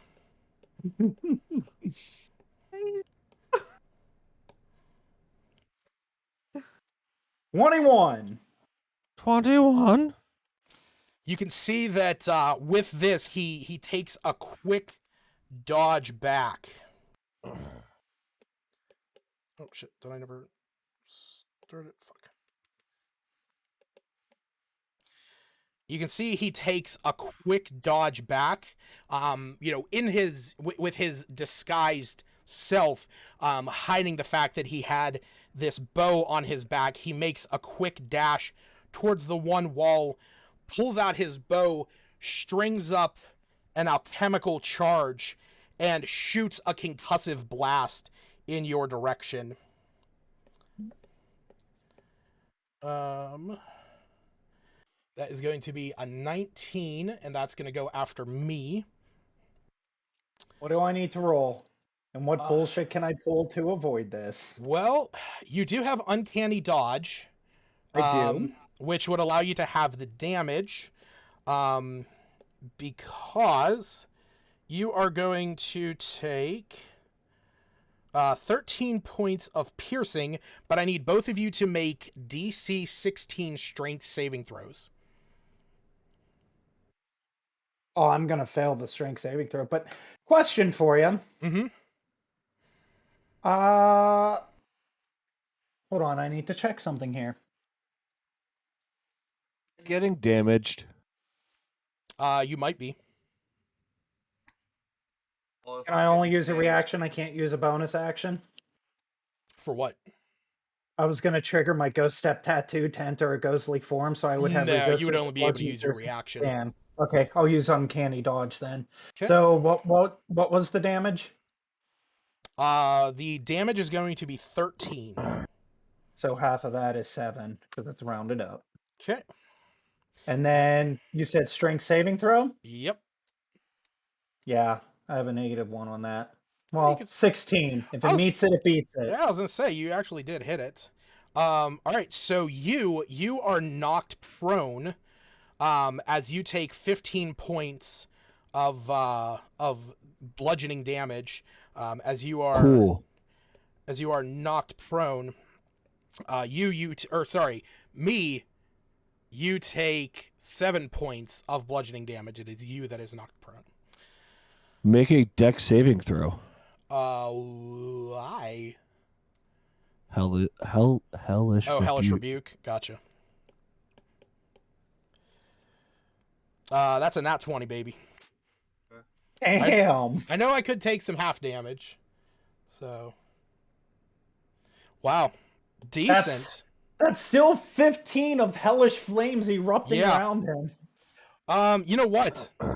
Yeah, as that happens, he kind of like throws himself up against the one of the back walls, and you hear a clink of glass as one of his alchemical vials explodes in his back pocket, kind of like throwing him forward a bit. And at that point, it's going to be me.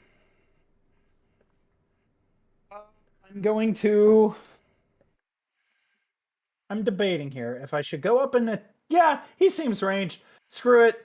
I'm gonna go right up to him to stab him in the face. All right. Stabby stab. That is Yeah, a that 26 definitely to hit. hits. Yeah. That is 9. Okay. Hold on, I gotta see here. What other bullshit that I can pull? Don't you have more than one attack? Is he taller than me? Is he considered medium? He's not medium. small? He is medium. Cool. He takes an extra 8 damage. Okay. And he was targeting me, so I can't get sneak attack bonuses. I can, however, pull out my crossbow and shoot him straight in the face with no disadvantage. Yep. Nah, that one was a bit of a low roll. 12. Hold on. Yeah, that he dodges out of the way of. Don't you get 2 attacks, or do you just get 1? I get 2 because of the bullshittery. Yeah, he gets 1 as a rogue, but because of his crossbow expert, when he uses the attack action and attacks with a one-handed weapon, he can make an attack with his crossbow. Yep. No, I didn't know if you had like extra attack or anything. Yeah, multi-attack. Nope. All right. Is that everything? Yep, that's everything. Cool. It is your turn. I'm just gonna blast Eldritch Blast at him. Are you going to stand up? Yes. Okay. I just didn't know because I know you were knocked prone. Yeah, I'll stand up. Okay. Eldritch Blast. Shot 1. Ugh. Oh yeah, that's a hard miss there. Oh, I get why he was annoyed. It's because we were stealing his gold. Yeah. I mean, you know, amongst other things, you know, he's just an evil guy and, you know, kind of wants the egg. Listen. I'm gonna kill him and possibly steal some of these alchemy bottles to infuse my crossbow, but that's for a later discussion. See, the funny thing was that if it was going to be Iluna who was out here scouting, the one thing that was going to be specific to her was that she was going to notice that the bow on the ground laying next to the bed was the same one that she helped restring the day before with Lance. Oh. Oh, you son of a bitch! Oh, I was wondering who you thought would end up there. I had so much fun setting this all up. All So right. yeah, 6 damage, Lucas. Okay. But this is fitting. Me wants his revenge. Yeah. Is he all right. dead? No, he is not dead. But it is his turn. So he is going to use his bonus action to disengage, and is going to run this way, his 30 feet. And it's as he's running there, he kind of like pushes past you, me, and starts running towards the door, and he quickly pulls back an arrow and goes to fire it at you. That is a hit. This time, Uh-huh. when he fires it at me, instead of uncanny dodge, he kind of sees my body kind of become blurry. I'm just going to use the shadowy defense this time around. Can I ask you a question, Lucas? Sure. Why'd you attack with a scimitar? Because it's the same thing. It's just a +9, and I went for the first one that I saw. Okay. Yep. All right. Okay. So yeah, you're just using the tattoo instead of the other one. That way, I'm trying to instill fear. I want him to feel the psychological torture that I made his one friend feel when I went through him as a ghost. All right.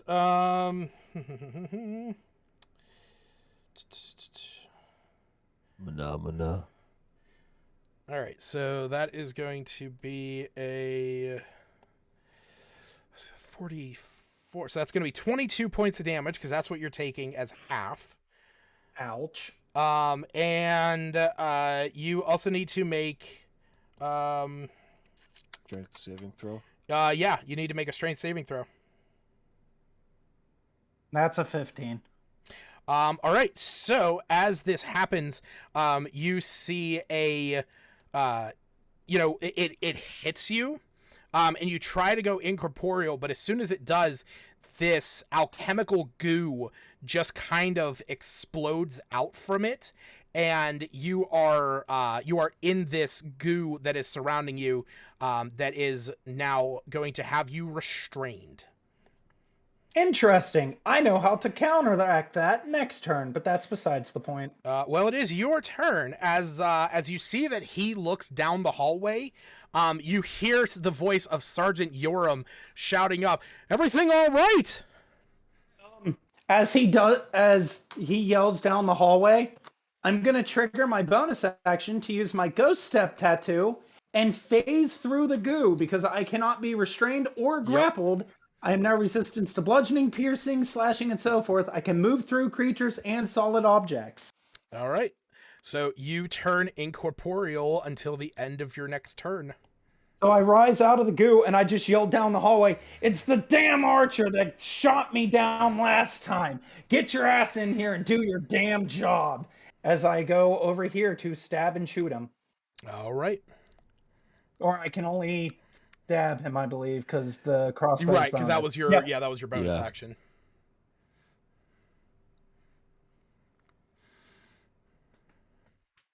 21.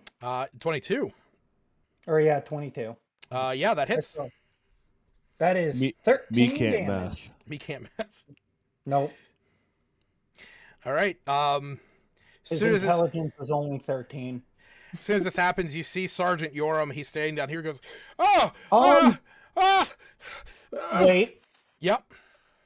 As I stab him, I fill the target with unsettling dread. The target has disadvantage on the next saving throw it makes before the end of your next turn. The creature ignores this effect if it's immune to the frightening condition.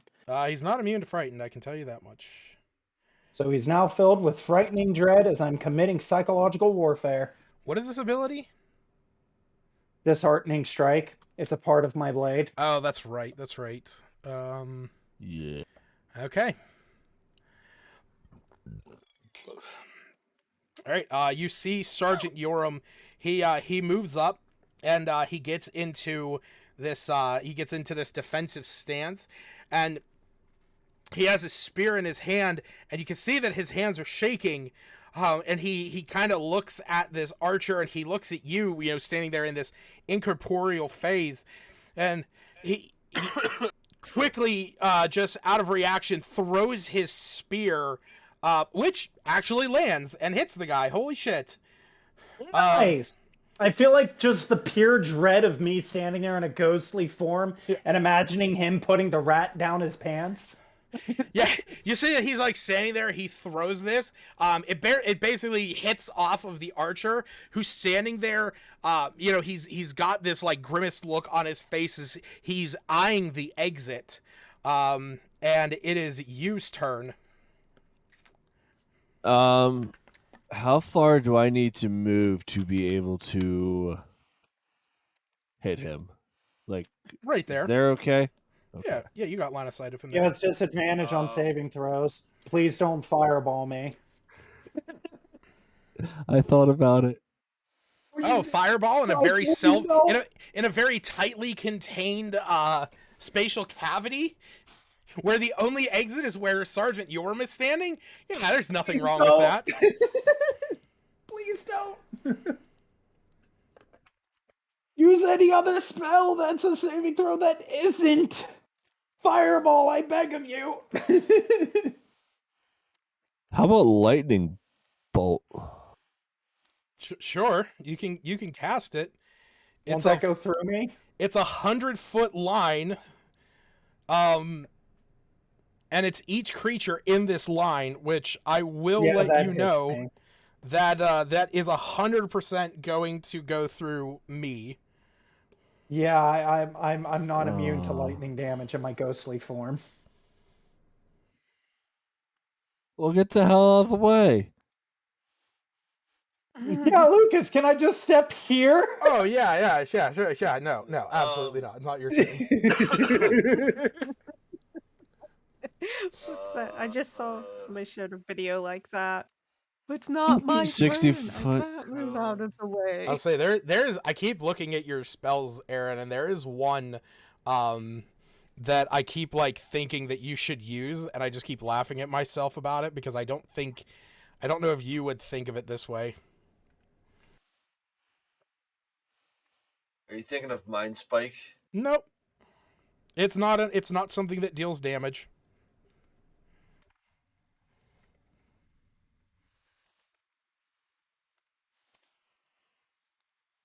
Fuck it. Make me a wisdom saving throw. Okay. That's a 4. That's with disadvantage? Yeah, that is with disadvantage. I was going to say, let's see if you roll a 1. Alright.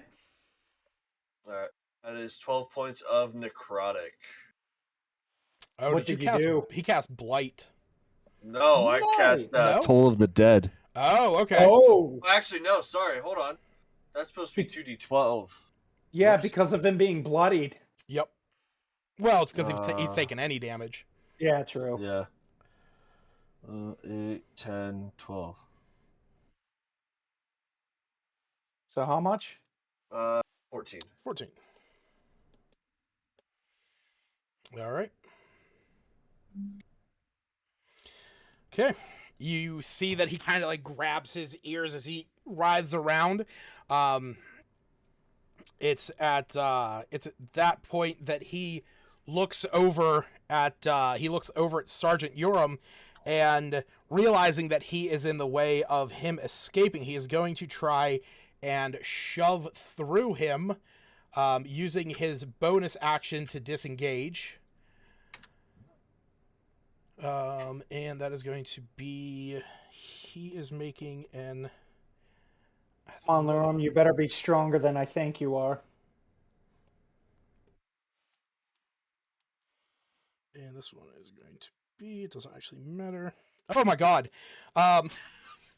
You see the alchemical, you see Lance, he's trying to push through Sergeant Yoram, but with kind of a resolve that that you guys haven't seen in Sergeant Yoram, especially spending a few hours with him today going on this patrol.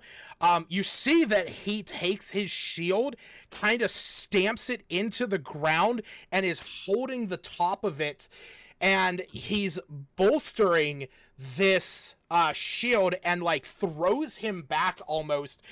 You see the archer kind of stumbles back like a rat trapped in a cage, and like posts up against this wall, ready to make another push as soon as he can. Yes, me sees all this and he goes, "That's the captain. That's the soldier that the captain wants to see." Hey Lucas, can I ask some bullshittery questions since he's more focused on that? Do I get my sneak attack bonus now since he's focused on escaping and not attacking? You don't have an ally within 5 feet of him, unfortunately. Damn it. That's more of, I know. Yeah, that's more of what it is. Okay. Well, I'm gonna attempt to stab him in the butt. Well, that's 25. Yep. And that's 13 piercing damage. Time to load up the crossbow. That's a soft 20. I'm going to re-roll that with my piercer feat. That's 7. All right, so 20 points of damage. Yep. All right. And is that everything on your turn? Yeah, that's everything. All right. Yoram, he walks up, takes a quick swing at him, and is attempting to grapple him up against this wall. I'm also solid again. Oh, okay. Yeah, because it was the end of my next turn. There you go. 16 against his... it's going to be that. Oh, yeah, you see Yoram, like, tries to push him up against the wall, but the archer is able to avoid the grapple. It is your turn. Hey, now there's a straight line that you can blast him that nobody's in the way of. Is there? Yeah. Oh, yeah, right here. Just please don't cause a cave-in. Are you casting Chidori? I'm casting Hadouken of Lightning Bolt. Okay, yeah, fucking goddamn it. All right, so he needs to make a dexterity save, which luckily he's pretty good at. Yeah, it's a 21, so he's going to take half the damage.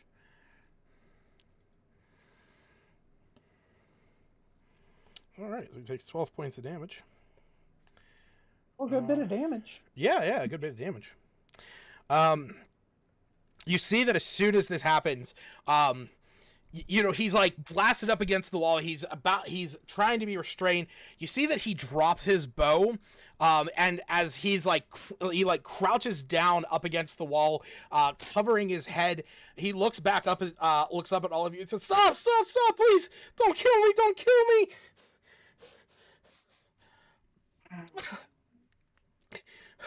Just let me go. Come on. Let's not do this. As he immediately says all of that, I'm assuming that's his turn. Yeah, he is pleading with you not to kill him.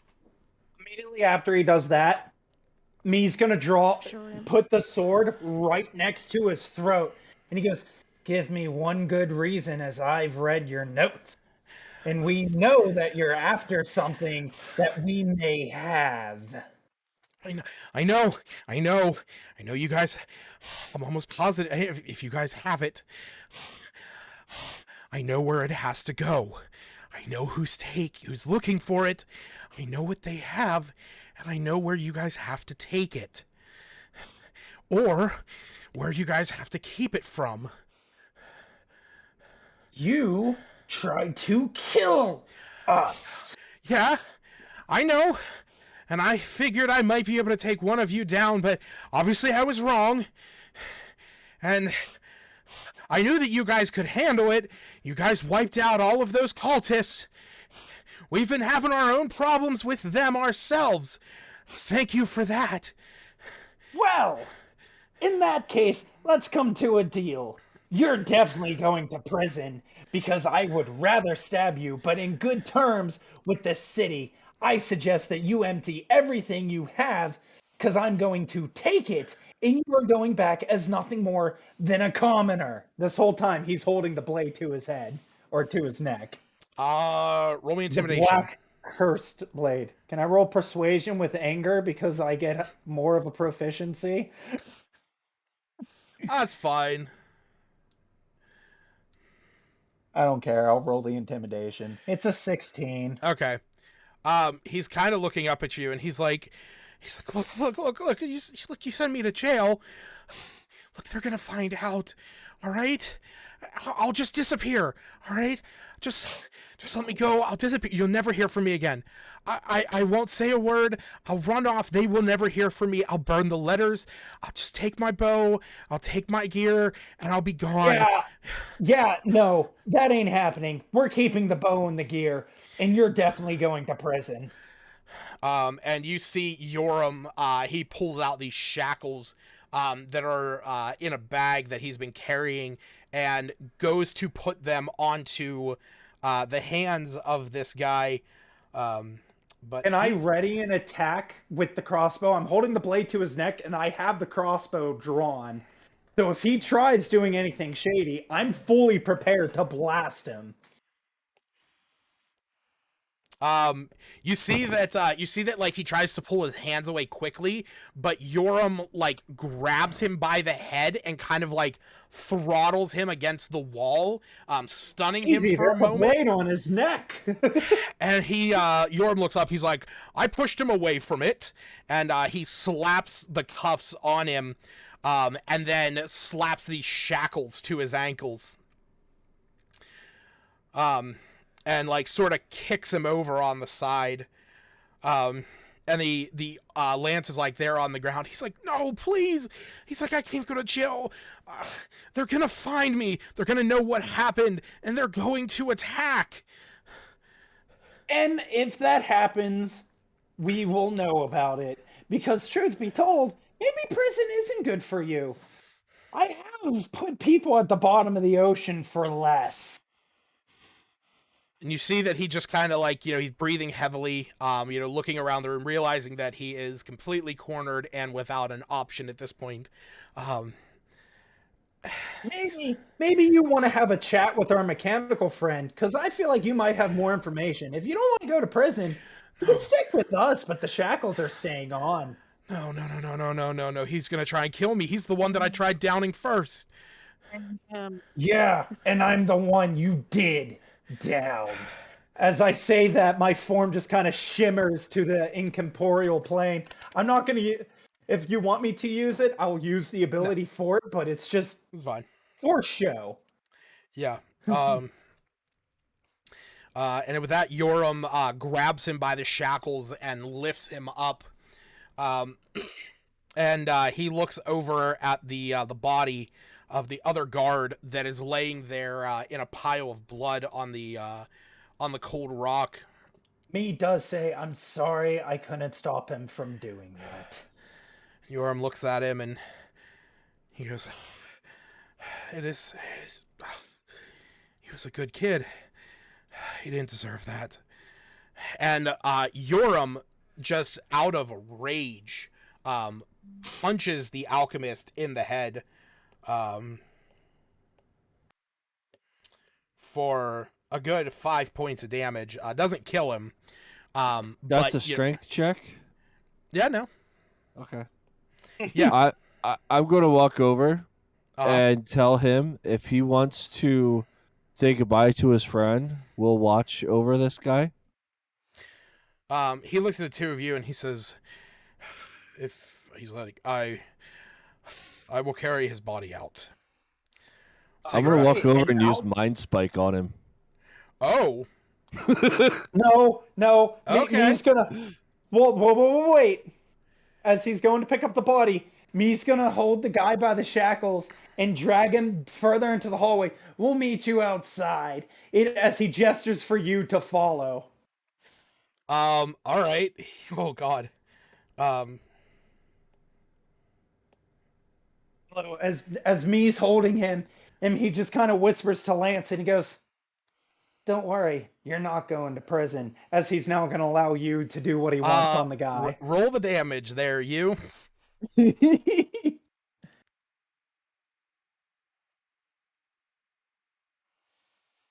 Christ. All right.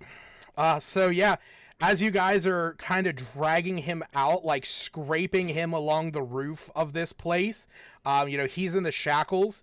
You guys get outside and you cast this spell, reaching into his mind, penetrating the psyche that is there. And you just see that he starts like twitching with every passing second as he is being carried out. And as soon as you guys get outside, the twitching just stops as you're dragging him by these chains, and his body just goes limp. Oh man, it must have been those damn cultists with their tricks and everything. They must have knew, like he said. Damn cyanide Came pills. really. As this happens, I do want to try looting his body for the alchemy stuff to put on my crossbolts. Okay. Oh, Yeah. no. So And on then him. you also needs to know how much gold he got from the pouch that I had the guard give him. Oh yeah, that had 26 gold in it.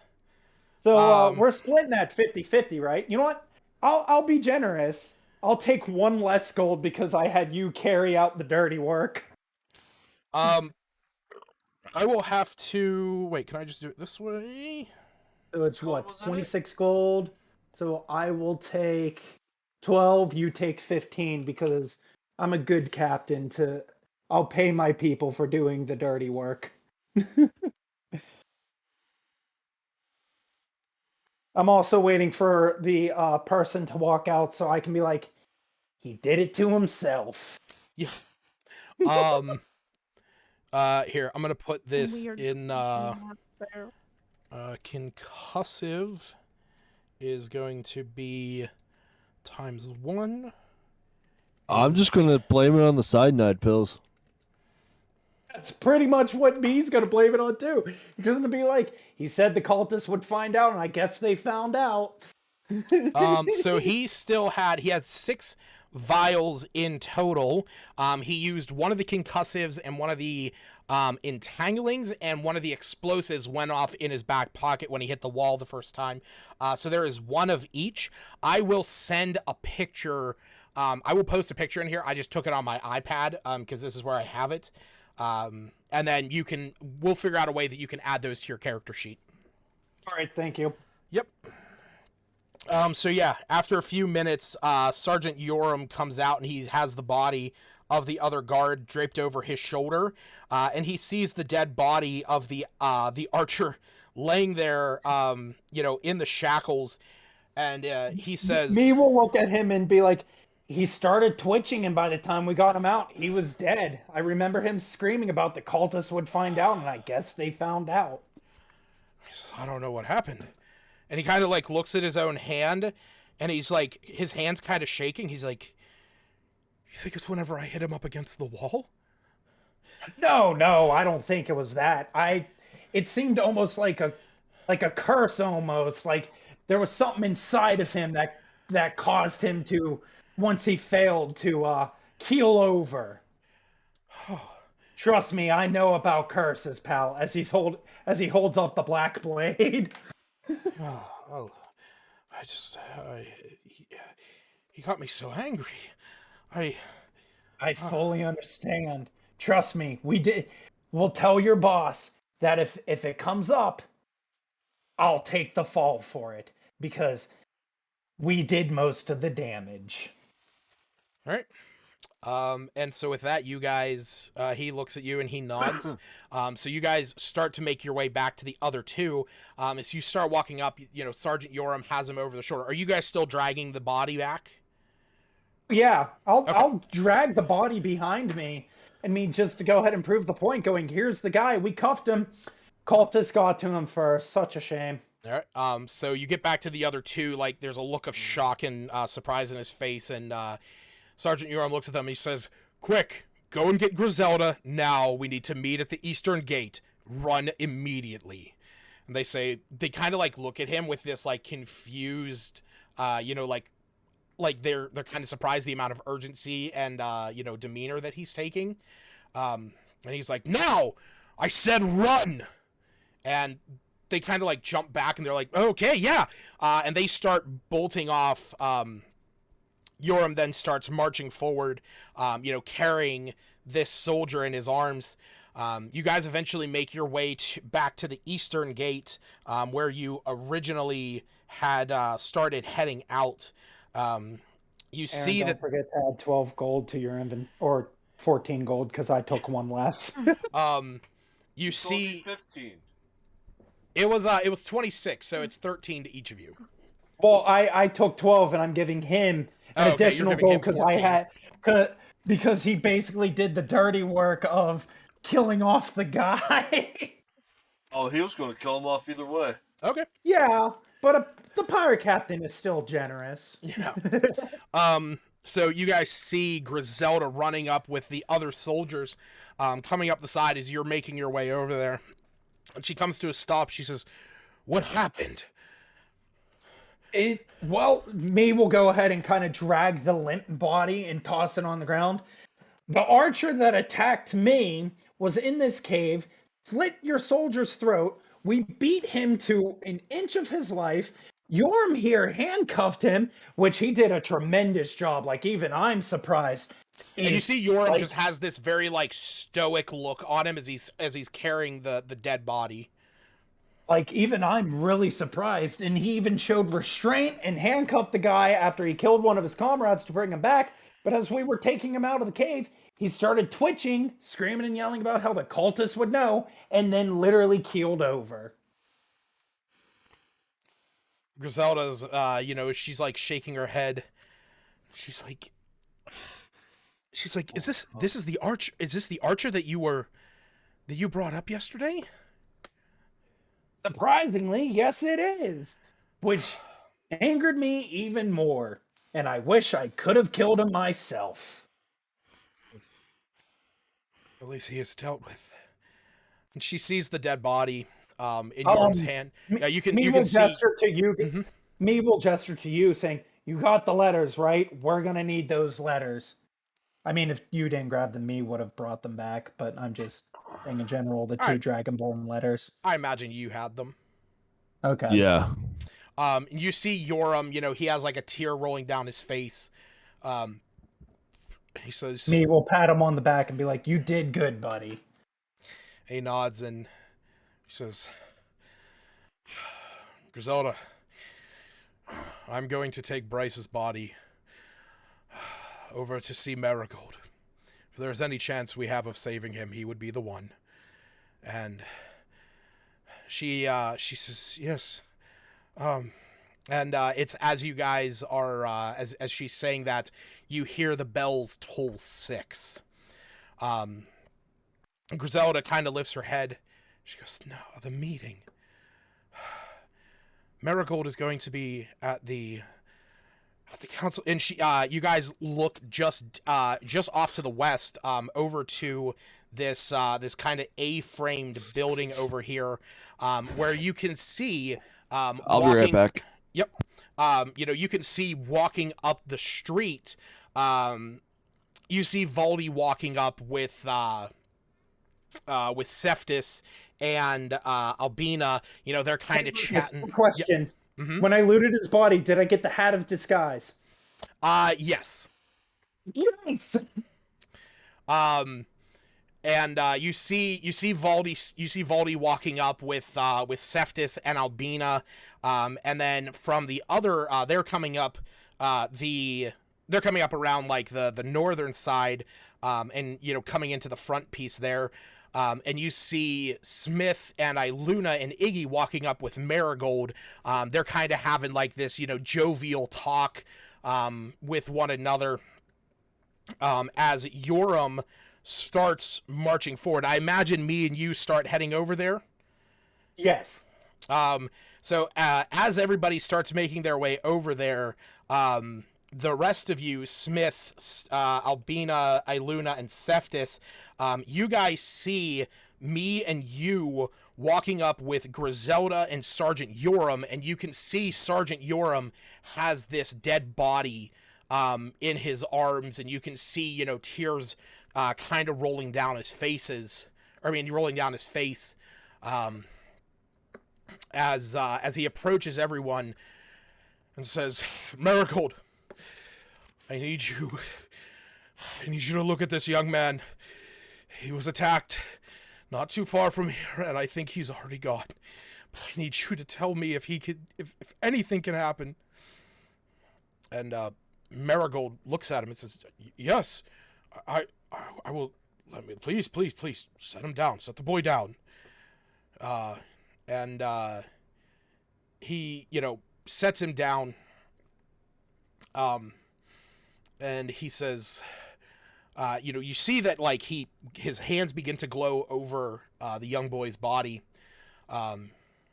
and he, kind of takes a step back and he says, "I'm sorry, Yoram. He is gone." And Yoram, he holds his head low. He says, "Is there nothing you can do for him?" And Marigold stands up and he says, "I could only help him if he had died within the last minute. And even at that, it is a dark magic. A creature that has gone beyond the light. Sometimes it is not the same person you bring back. I'm sorry, Yoram." Me will pat Yoram's back again and say, "He's got a point. Take me, for instance. I'm somewhere in between. You saw my other form." And Yoram just looks at him. He goes, "I have to tell his parents. I will have to send a letter. And I will have to tell my parents that their nephew is dead." And you see with that, Yoram picks up the body, and Griselda looks up at him and she says, "He was a good kid. No doubt about that. He was a good soldier. Your family raised him right." And Yoram nods and he says, he kind of looks back at me and you, and he says, "Something like this doesn't happen when you're standing at a guard's gate in a town." And he just slowly starts walking away. He slowly starts walking. Me will say, "It happens to everyone. War never changes." War never changes. It never changes. All right. So, with that... As we're going into the meeting, Yep. me wants to look at Griselda and be like, "Between you and I think he would be better as a guard at a gate. He did very well, but I don't think his heart can handle this." And she kind of looks up. She kind of looks over at you, and she says, I agree. But that's one of the reasons why Lord Neverember wanted him to come out here. He's been locked in that castle his entire life. He's never seen the tragedies of reality. And you know how it is. When death comes knocking at your door, if you have never experienced it, are you really able to handle it? That is true. It's never easy. but it's a lesson that everyone has to learn at some point. All right.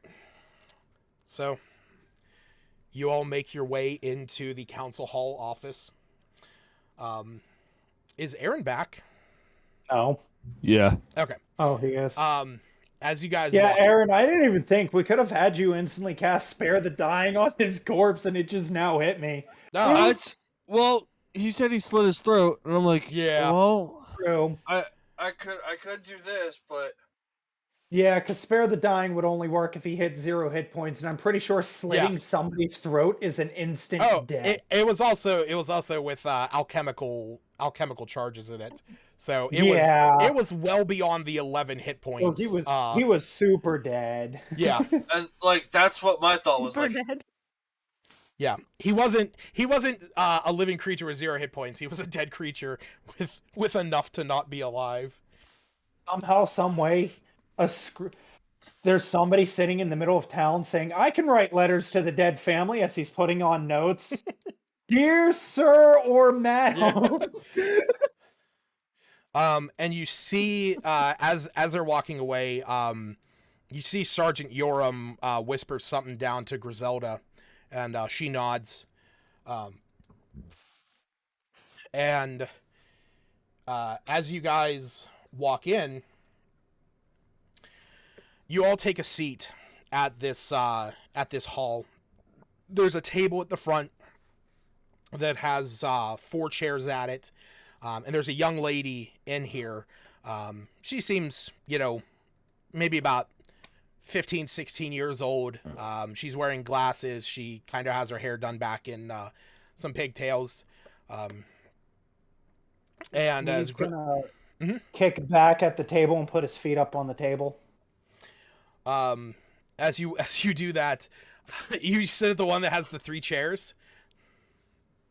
Yep, most definitely. He sits at the one with the 3 chairs, puts his feet up on the table, and starts picking in his teeth with one of his nails. Yeah, because I was gonna say there's a table with 4 chairs, and then there's a cluster of chairs that are in front of them, clearly in a defining separation of this is where the council members sit, and this is where the townsfolk sit during these meetings.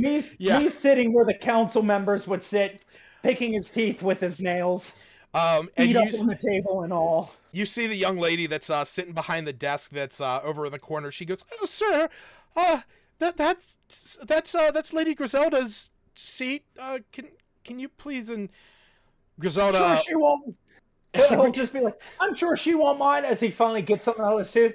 Going, she kind of owes me right now, so I'm sure she's fine with it. Griselda looks over and she says, "Sadie, it's all right."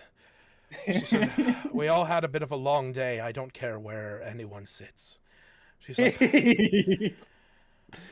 I'm just imagining the appalled party that they've been traveling with, just seeing the pirate side of me not giving a single shit about authority. Yeah, about formality. We're all here, right? Yeah, you guys are all there.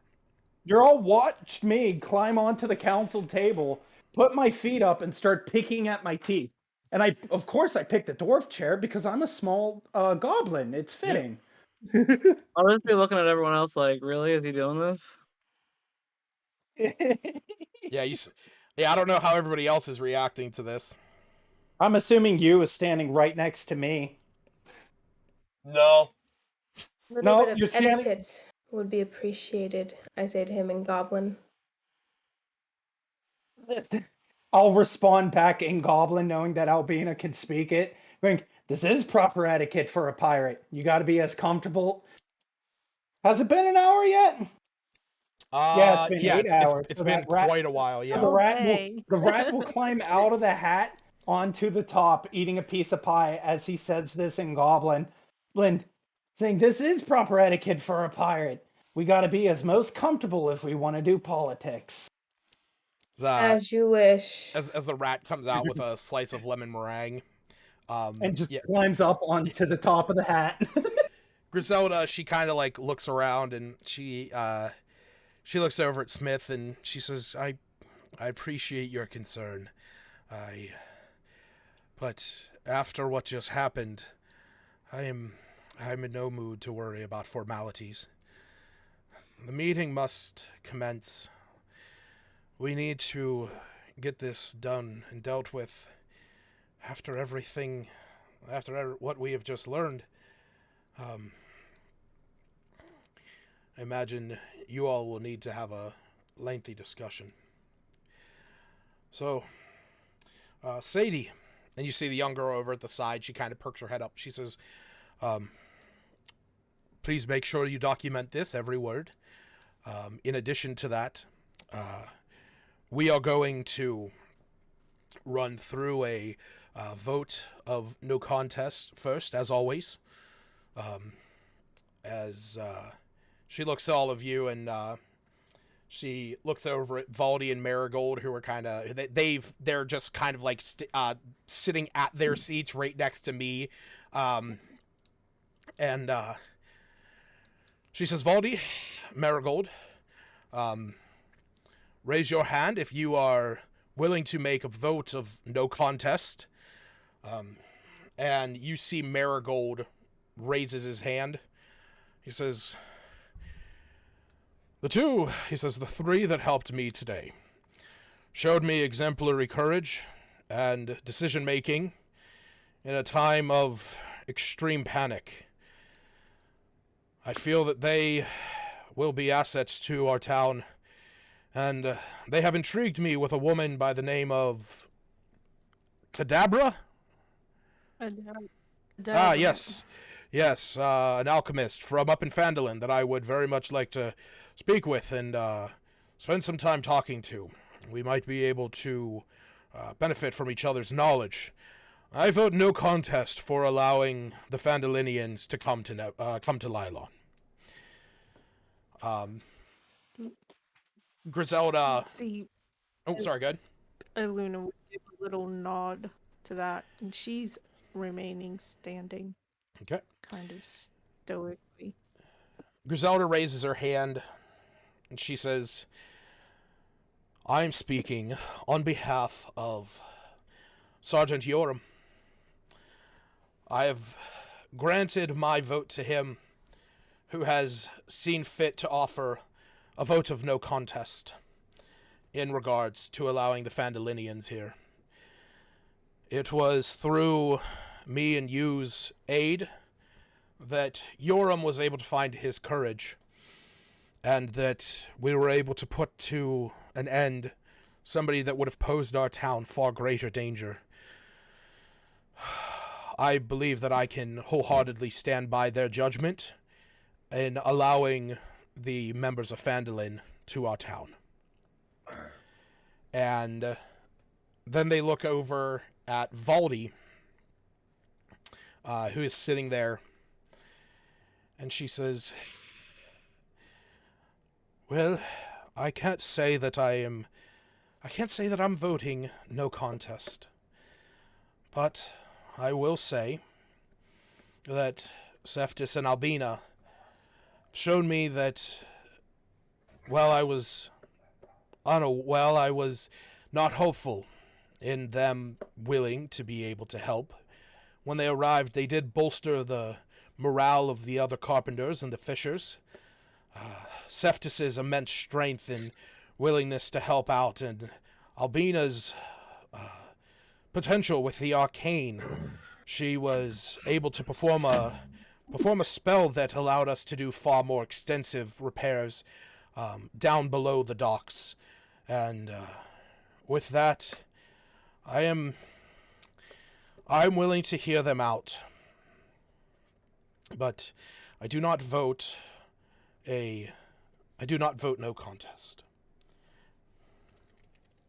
And you see the other two, they nod, and Griselda looks over at Sadie, and Sadie says, that's two in favor of no contest, but Valdi has abstained.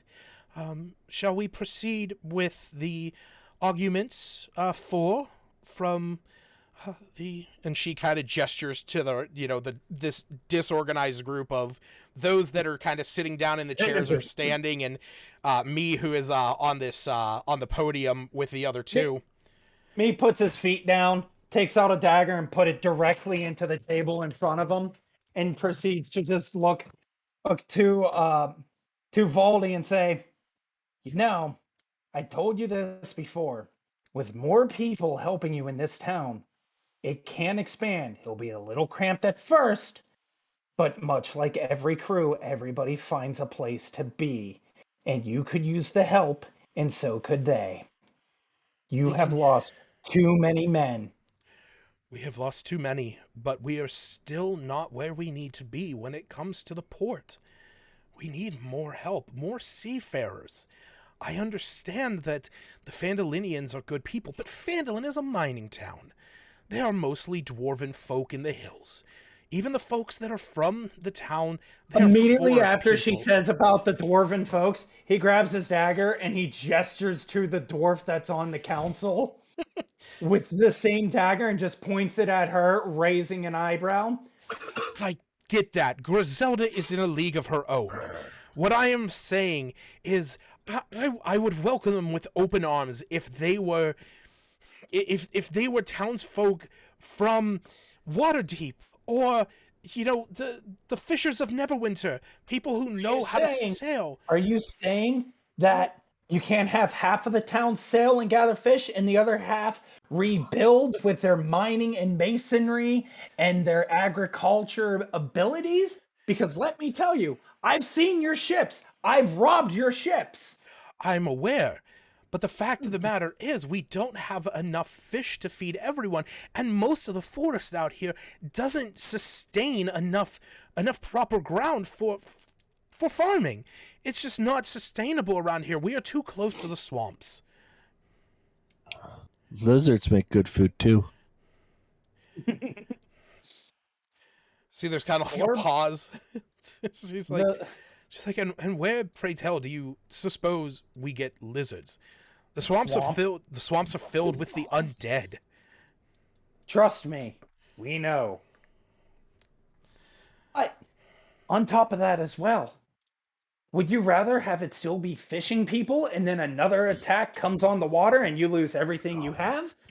People can learn how to fish. Teach a man to fish, he eats for the rest of his life. You can teach them to fish, they teach you how to build not better structures, but structures that can withstand more.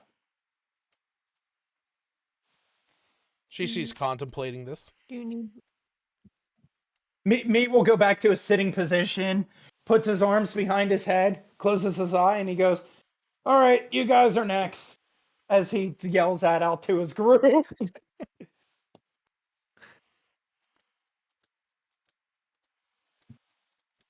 What were you gonna say, Stacy? you need more than just fishers here? The Phandalins are going to have to rebuild something. If their efforts are put here, the rebuilding would be faster with two cities full of people. And those who can fish here, all of them who can fish here, will be able to fish while the rebuilding is happening.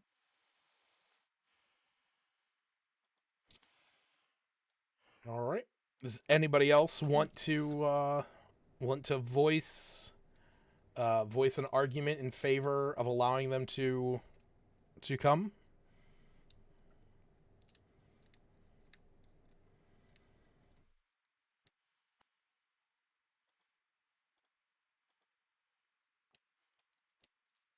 Is it really like vastly different land that they wouldn't be able to farm?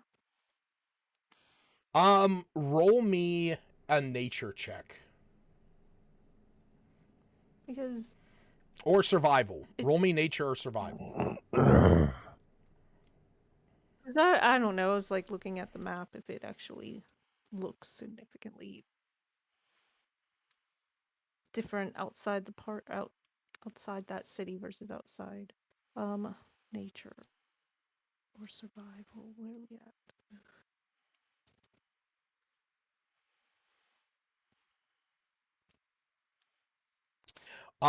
With your knowledge of the area, you know, the thing that you're thinking of in this moment is that the same southwestern hunting grounds from Phandalin are technically the same northeastern hunting grounds for Lylon. So in this moment, you're thinking about this and you're like, why do we have to rely on just fishing? The southern hunting grounds for Phandalin would be the same northern hunting grounds for Lylon. Yeah. And Probably the pull people it of on the map Phandalin, then.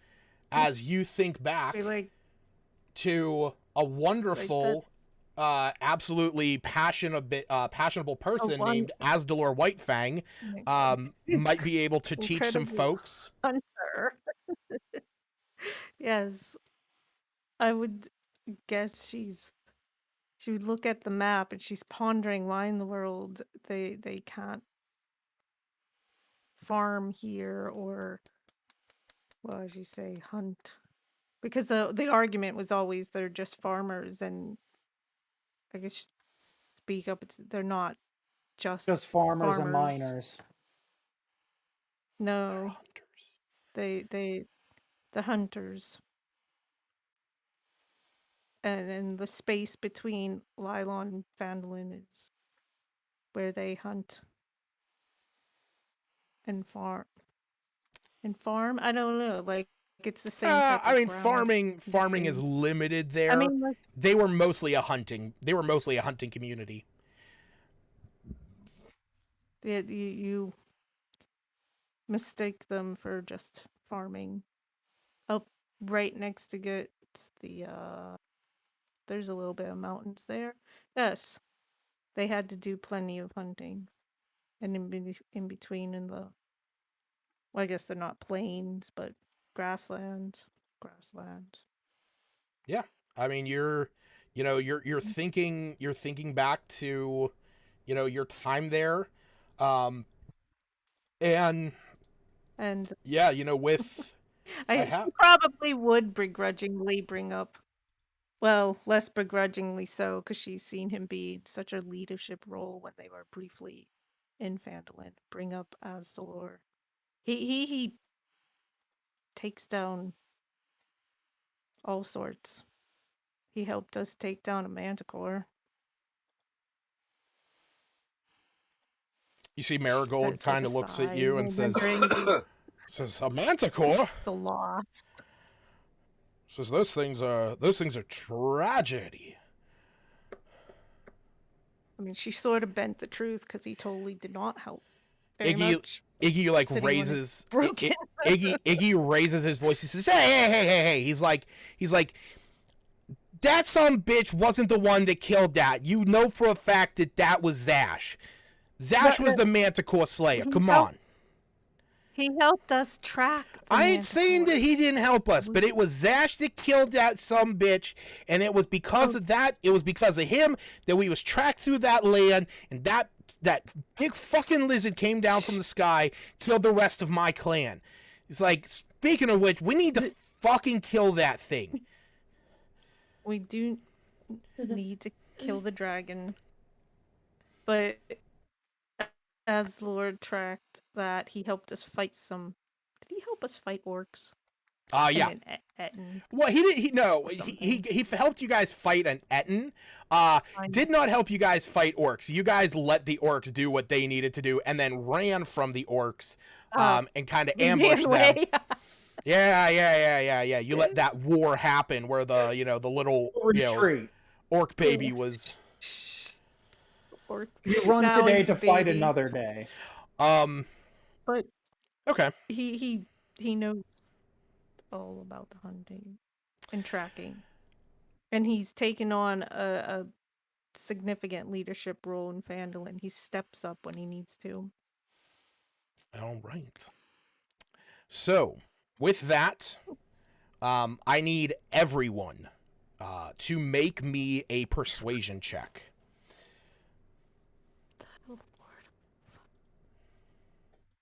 Can I use deception? No? Ooh, Wait, Smith. I have a boost. Like it's fireball. Cannot use. Bean is Oh, I like, have a- no, I'll take care of the Smith. You just step Jesus Christ, Smith and you. What the hell happened there? back. Wait, I rolled a can nat boost it. 1. That's what Yeah. happened. All right, waiting on What was mine? Cephas and who else are we waiting on? You said perception. Okay, Albina No, I and the said guy that persuasion. said this is politics when she was questioning him will carry the group. Persuasion. Mm-hmm. Oh, that's charisma. I can't boost charisma. I can boost intelligence. I mean, you guys are trying to persuade them. Persuasion? Yep. All right. So, Can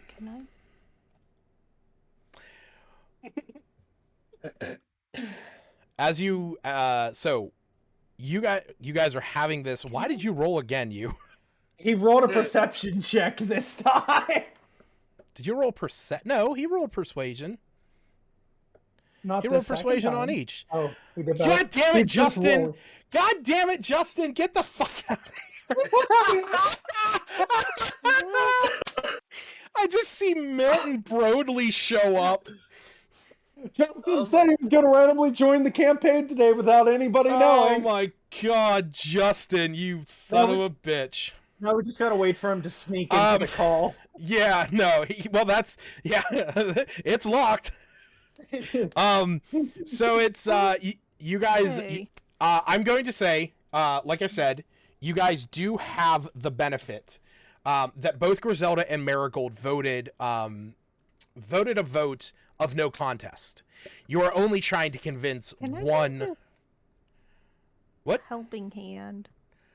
Once What? per short long rest, I can use a bonus action. We're not exactly fighting though. To grant 1d6 on attack or ability check. What Is that ability not, is this? It's not the same thing. Helping hand from anime from Stibbles. No, yeah, that's not gonna. That's Yeah, that would be. I mean, granted, that would be like if you were out doing something, but she's not gonna be sitting there like yes, let them come. I mean, she is your animal companion. Same as Iggy doesn't really get a vote. Poor Iggy. And yeah. So with that, goddamn, now I gotta go back and see which ones were real. Not the survival roll. We got me with a 20, Albina with a 22, and that 20, Smith with a 2, you with a 2, Cephas with a 5, and Luna 13. So keep in mind these are all with a 9? plus. Sorry. Yeah. You got a 9. Yeah, you said I had a 2. Oh, sorry. I was looking at Smith. I said Smith had a 2. You had a 9. Cephas had a 5, and Luna had a 13. Now, keep in mind, this is all being made with a plus 6. So this is actually a 26, a 28, a 7, a 15, an 11, and a 19. Don't forget Justin's 12. Yeah, okay. So, yeah, you guys are all having this conversation. You're trying to speak up, in favor of all the townsfolk, and really trying to drive home that these aren't just simple farmers, and kind of reminding them that some people might look past Lylon as just simple fishers, but you can obviously see that there's a little bit more to that here. And with that, hearing the fact that there is more of an opportunity with the hunting grounds, Valdi kind of nods and she says, I mean, if I never really took that in consideration, I didn't really think too much about the hunting grounds there. I constantly look out to the east and I just see the forests and the mountains, and I see the fact that we have very little usable land around here. But if you're saying that they are able to, if they're able to hunt these grounds, and there's somebody there that'd be willing to train up some of the folks here at Lylon, then we would be able to supplement the food between the hunting and the fishing grounds. I believe that would be an accommodation that we could make.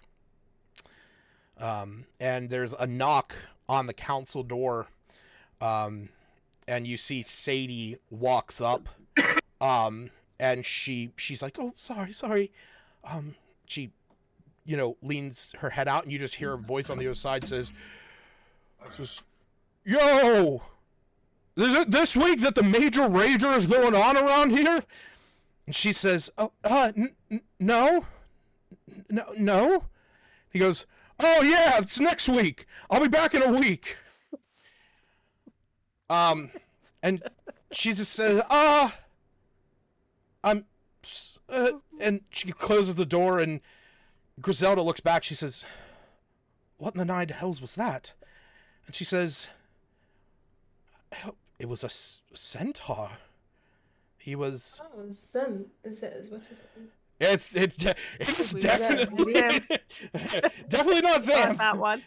Oh. Okay. She says, centaur. He was dressed up with like a backwards hat. I don't know. What? But I guess regarding the matter at hand, Valdi, your vote for the official count. And Valdi,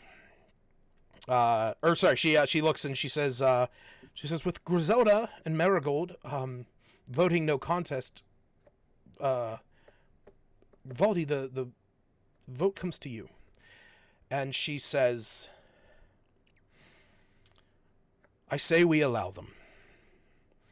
If the townsfolk from Phandalin are able to help us, and this Asdalor is able to help train some of the folks around town to hunt the grounds to the north, then we should be able to supplement the extra food that is coming in. Plus the extra hands will be nice. So, yes, I vote yes." And you see Sadie, she has this smile, and she marks it down on this tablet, and she sets it down on the table, and she says, "Well, then I just need a signature from the three of you." And you see Griselda, she signs for herself, Marigold signs for himself, and Valdi signs for him. And she looks up at the group, and she says, "And under what title should I mark your group as the counterpart to this agreement?" As she says that, she just hears a very loud snore as me is now sound asleep in the chair. Luna will step forward and just around these parts, we've been known as the Phandalin Five. And yes, there's more than 5. Phandalin fam. There's 7 of you. She More says, or less. "Okay." And with that, she scribbles on there, Phandalin 5, and that's where we're going to call it for the night. Which I think is an appropriate place to stop. Me continue snoring. Also, I'm assuming the Minotaur looking for the Rapier was Justin. Of course it was. Minotaur. Was it? No, he was a centaur, wasn't he? Yeah, the Centaur. Yeah. Centaur. Yeah, it was a fuck. Yeah. Knocking on the door. There's your 12 persuasion, Justin. Yeah, there you go. He looked in the chat. I looked in the friggin' chat, and he's like, "Was I persuasive? Hell yeah!" I'm surprised he didn't have it typed out going, have my character deliver something called an iron body and leave with no explanation. Oh god. Because of the discussion him and I had earlier. Oh my god. What is stealth? So That's a 15. He can sneak in this channel now. No, he can't. Nobody. Hold on. Um, I don't perceive it. I rolled a 6, so he's definitely here. Yes, please, Smith. Fireball his ass. I Where was are my gonna spirit say guardians? Luna would Spirit just guardians. Yeah. try, I don't even. try and shake everyone. I used to have. I don't even know if I have his picture. I just have it on his character sheet. Oh my god. That was beautiful. That was indeed. All right, I yeah, wanted to ask mm-hmm. what you were expecting us to divide up doing. Here, let me. There's this picture. All right. He probably 100% I'm gonna- expected me and you to go, oh my god! I'm gonna. Yeah, I'm gonna stop the stream there. Have a good night, Justin.